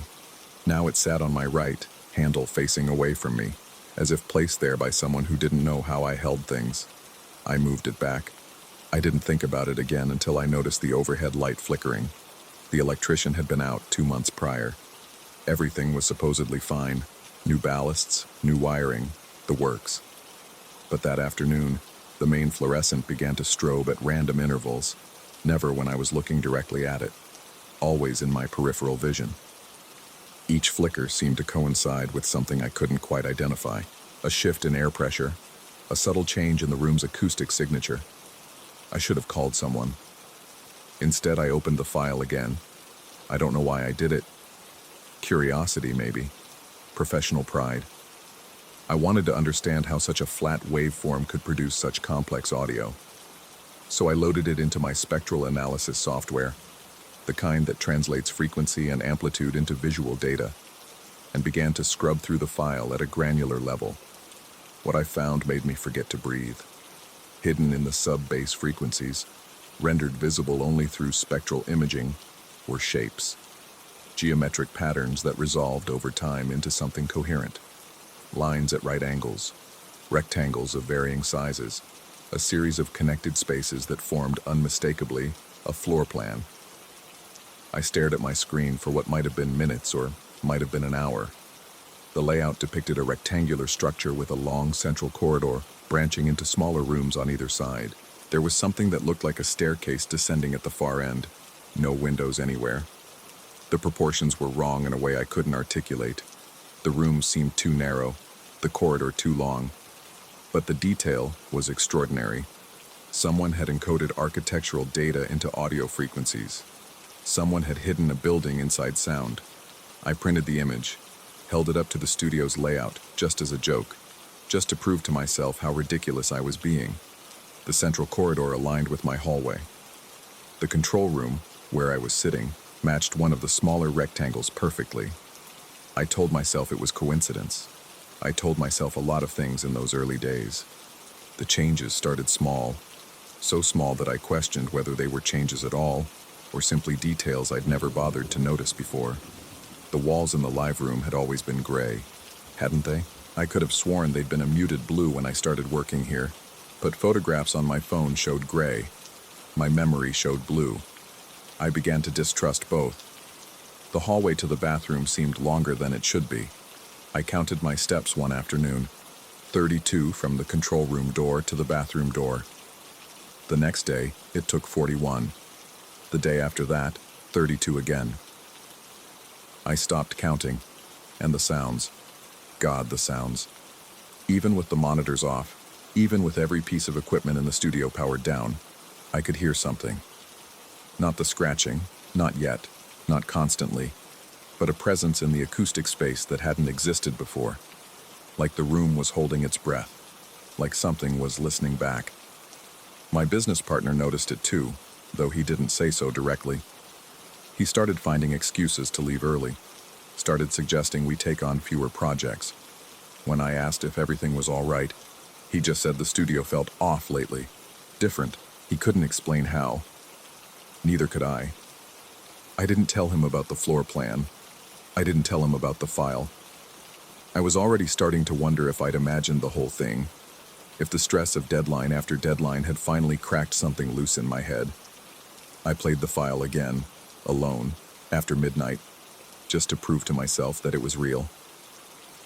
The lights flickered, every light in the building simultaneously, for exactly 3 seconds. When they came back on, my chair had moved. Not much, maybe 6 inches to the left, but I'd been sitting in it. I'd felt nothing. I started documenting everything. Timestamps, photographs, audio recordings of the ambient room tone, taken at the same time each day, analyzed for variations. I told myself I was being scientific, methodical. I told myself there had to be a rational explanation. Subsonic frequencies affecting my perception, infrasound from nearby construction, some electromagnetic interference playing havoc with the equipment and my equilibrium. But the data didn't support any of that. The data showed a room that was slowly, incrementally, becoming something else. The acoustic measurements were impossible. The control room's reverb time had increased by nearly 30% over 2 weeks, as if the space itself was expanding. But the walls hadn't moved. I measured them, twice, 3 times. The dimensions were identical. Something else was changing. Something in the relationship between the sound and the space. Something that made echoes last longer than physics should allow. I found marks on the walls that I didn't remember making.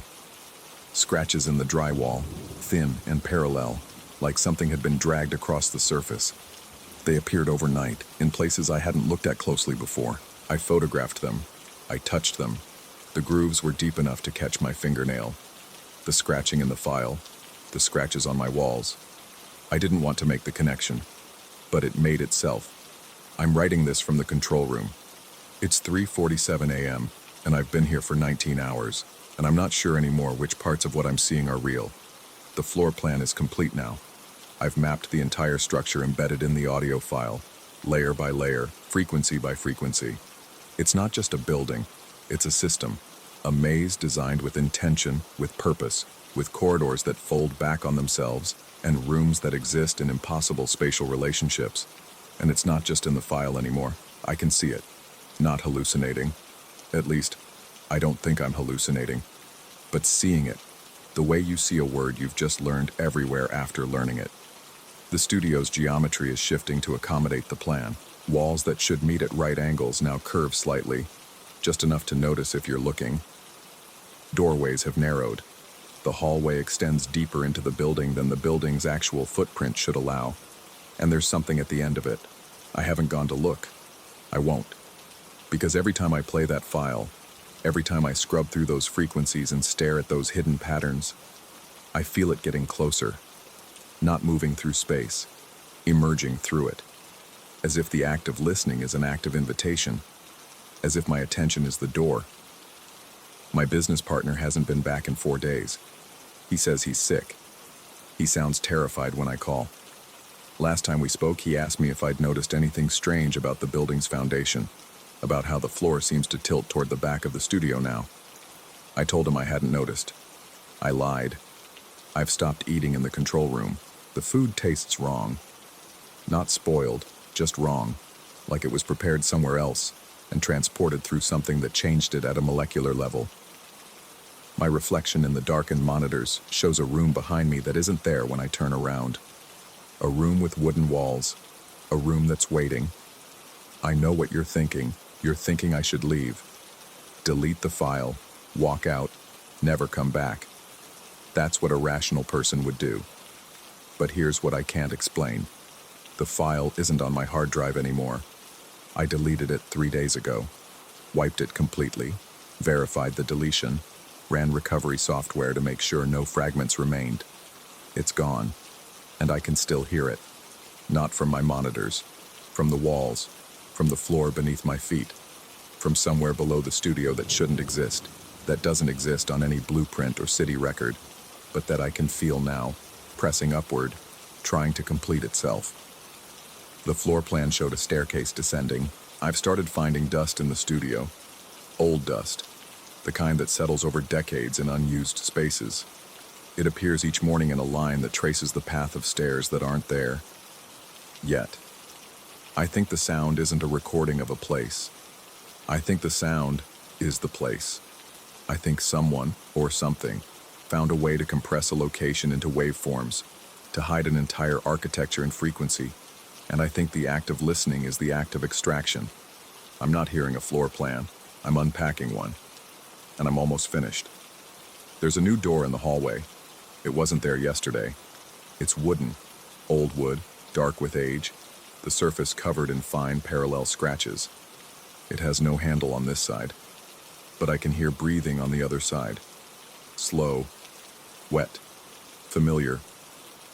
I've been sitting here for 2 hours, staring at that door, wondering if I put it there. Wondering if every time I played that file, I was building something, assembling something, bringing something through. The lights just flickered again. When they came back on, the door was open. Not all the way, just a crack. just enough to see darkness beyond.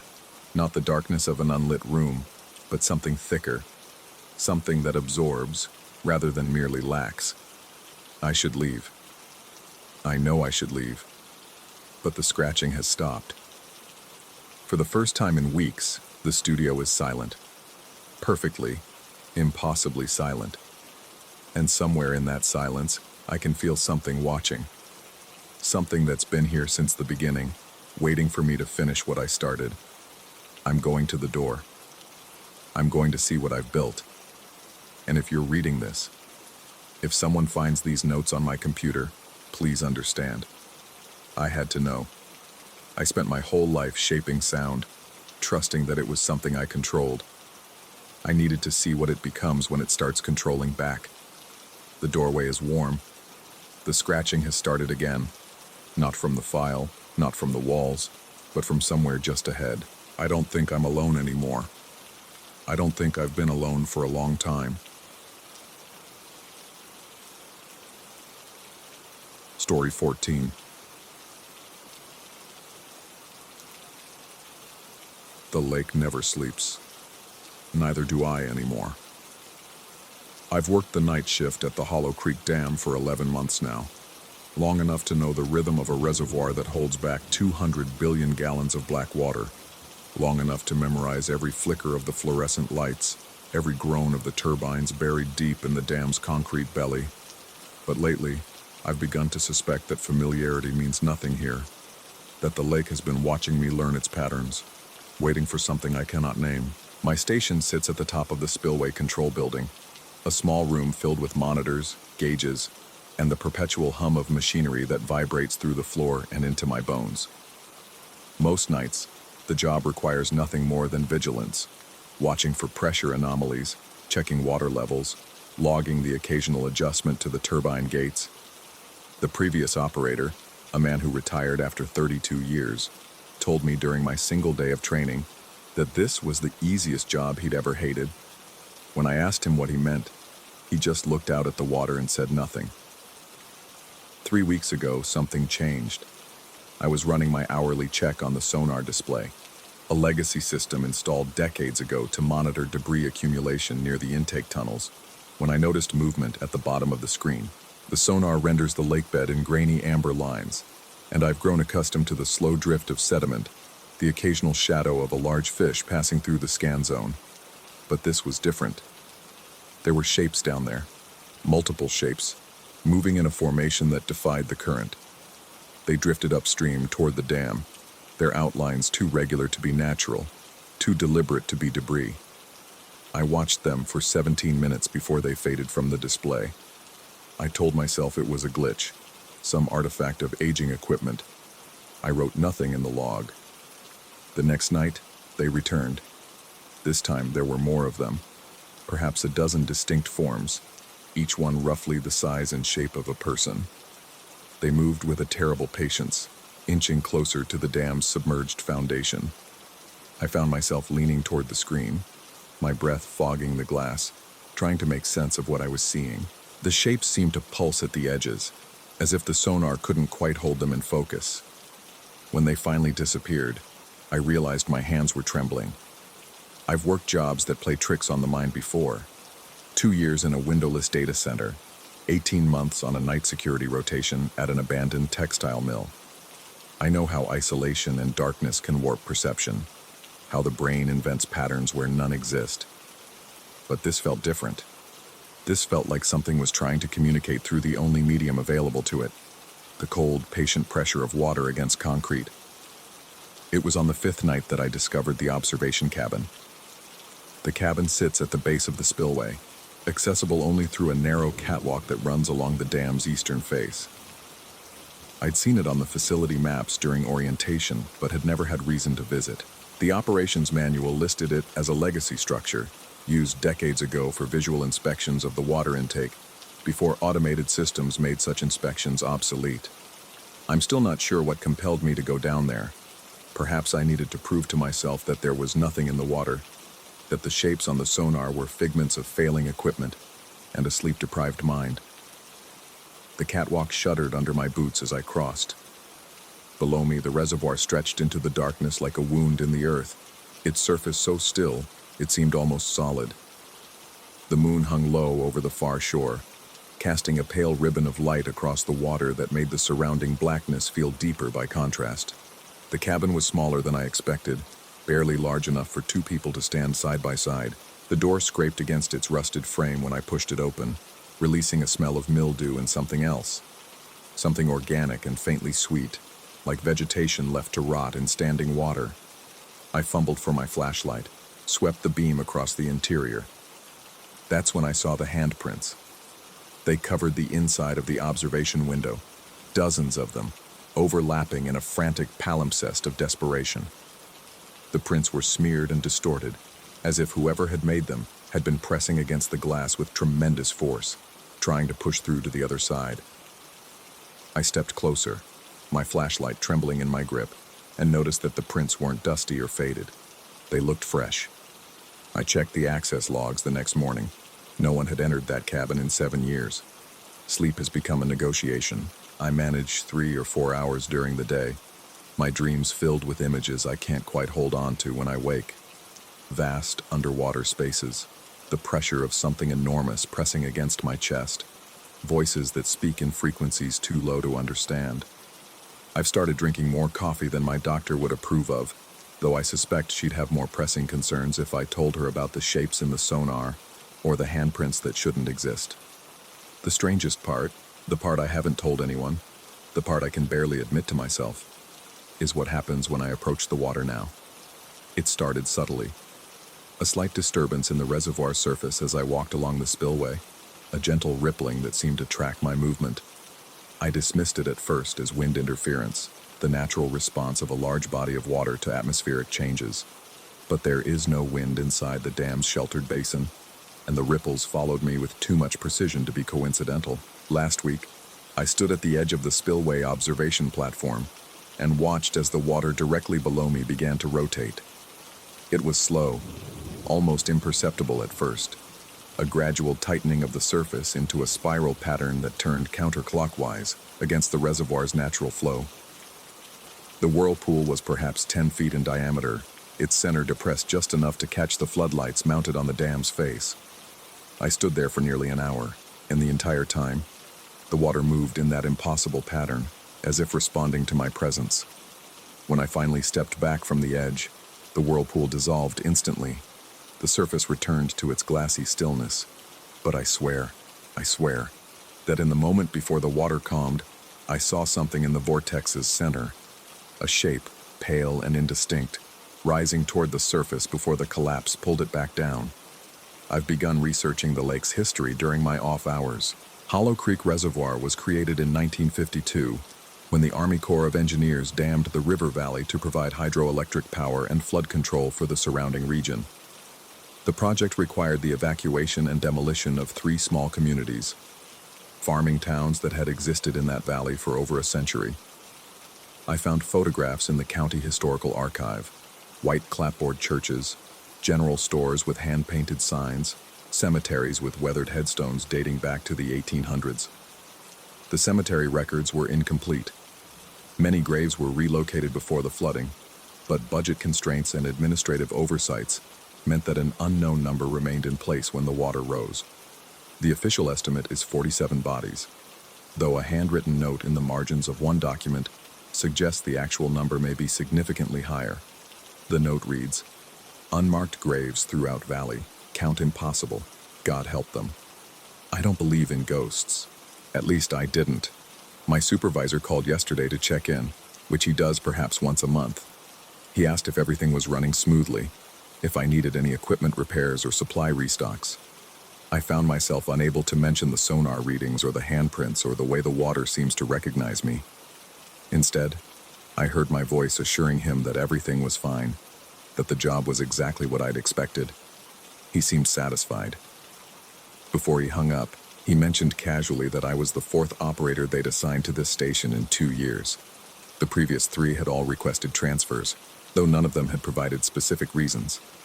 I wanted to ask him more, but the line went dead before I could form the question. Tonight I am sitting in my station as I write this, watching the sonar display with a dread that has become almost comfortable in its familiarity. The shapes have returned, more than I've ever seen, clustered near the base of the dam like pilgrims gathered at a shrine. They haven't moved in over an hour. They're simply waiting. There's a photograph on my desk, one I found in the historical archive, and couldn't bring myself to leave behind. It shows the valley before the flooding, taken from roughly the same vantage point where the dam now stands. In the foreground, a dirt road winds down toward a collection of small buildings. In the middle distance, I can make out the white steeple of a church, the dark rectangles of houses and barns. But it's the background that draws my eye, again and again. There's a figure standing at the edge of the frame, near what would later become the deepest part of the reservoir. The photograph is too old and too degraded to make out any features, but the figure appears to be looking directly at the camera, directly at me, across 7 decades and 200 billion gallons of water, and the figure is waving. I've started to notice things I'm certain weren't there before. A water stain on the control room floor that's shaped like a hand. The faint smell of lake water in the stairwell, even though the nearest access point to the reservoir is 300 feet away. Sounds at the edge of hearing, rhythmic, repetitive, almost like knocking, that seem to come from the dam's interior walls. Yesterday, I found my own wet footprints leading from the door of the observation cabin back to the control room. I have no memory of walking that path. The reservoir fell silent last night. For the first time in weeks, the sonar display showed nothing but empty water and still sediment. The surface of the lake was perfectly calm, reflecting the stars with such clarity that it was difficult to tell where the water ended and the sky began. I should have felt relief. Instead, I felt the terrible certainty that something was about to change. At 3:47 a.m., I walked down to the observation cabin. I don't remember making the decision to go. I don't remember leaving the control room or crossing the catwalk or opening that rusted door. But I remember standing inside that tiny space, my flashlight dead in my hand, staring through the observation window at the absolute darkness of the water beyond. And I remember pressing my palm against the glass. It was cold. Colder than it should have been, colder than the autumn air could account for. The cold spread up my arm and into my chest, and for a moment I couldn't breathe, couldn't think, couldn't do anything but feel the vast weight of the reservoir pressing against the other side of that thin barrier. The water was inches away. The water was everything. Then I saw them, not through the sonar, not as distant shapes rendered in amber light. I saw them directly, illuminated by some source I couldn't identify. Dozens of figures standing on the other side of the glass, their faces pressed close, their mouths open in silent speech. They were waterlogged and pale and wrong in ways I cannot articulate, but they were recognizable. They were human. They were waiting.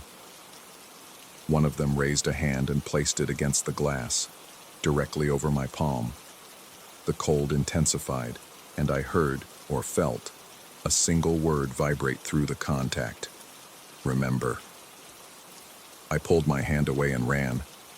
I ran back to the control room and locked the door and sat with my back against it until the sun came up. When I finally found the courage to look at my hand, I saw that the skin of my palm was wrinkled and puckered, as if I had been underwater for hours. I've requested a transfer. My supervisor seemed surprised, but didn't argue. He said he would process the paperwork immediately, that a replacement could be arranged within the week. I thanked him and ended the call. But something is wrong. The lake has been active since sunrise, its surface churning with whirlpools that form and dissolve in patterns that seem almost deliberate, almost like writing. And I've noticed something I can't explain, something that makes me question everything I've experienced over these past weeks. In the bottom drawer of my desk, beneath years of forgotten paperwork and obsolete manuals, I found a personnel file. It was water-damaged and difficult to read, but I could make out enough to understand what it contained. It was a file for a dam operator assigned to this station in 1957, 5 years after the reservoir was created. The operator's photograph was grainy and faded, but I recognized the face immediately. It was my face. The name was different. The biographical details belonged to a stranger, but the man in that photograph was me.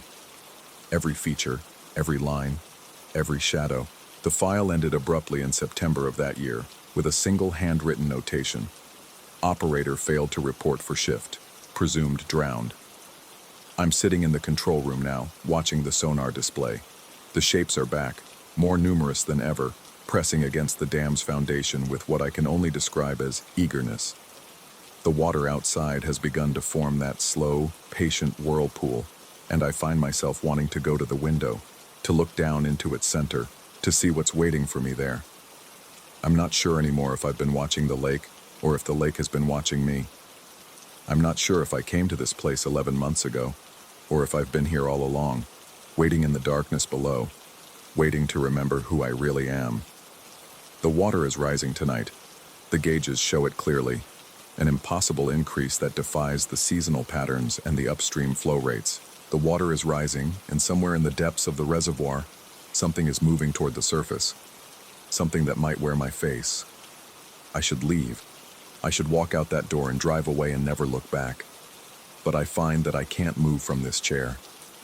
I find that my hand is pressed against the window, and the glass is so very cold, and somewhere in the darkness beyond the dam, I can see a pale shape rising, its hand extended in greeting. The water remembers, and I think perhaps it's time for me to remember too.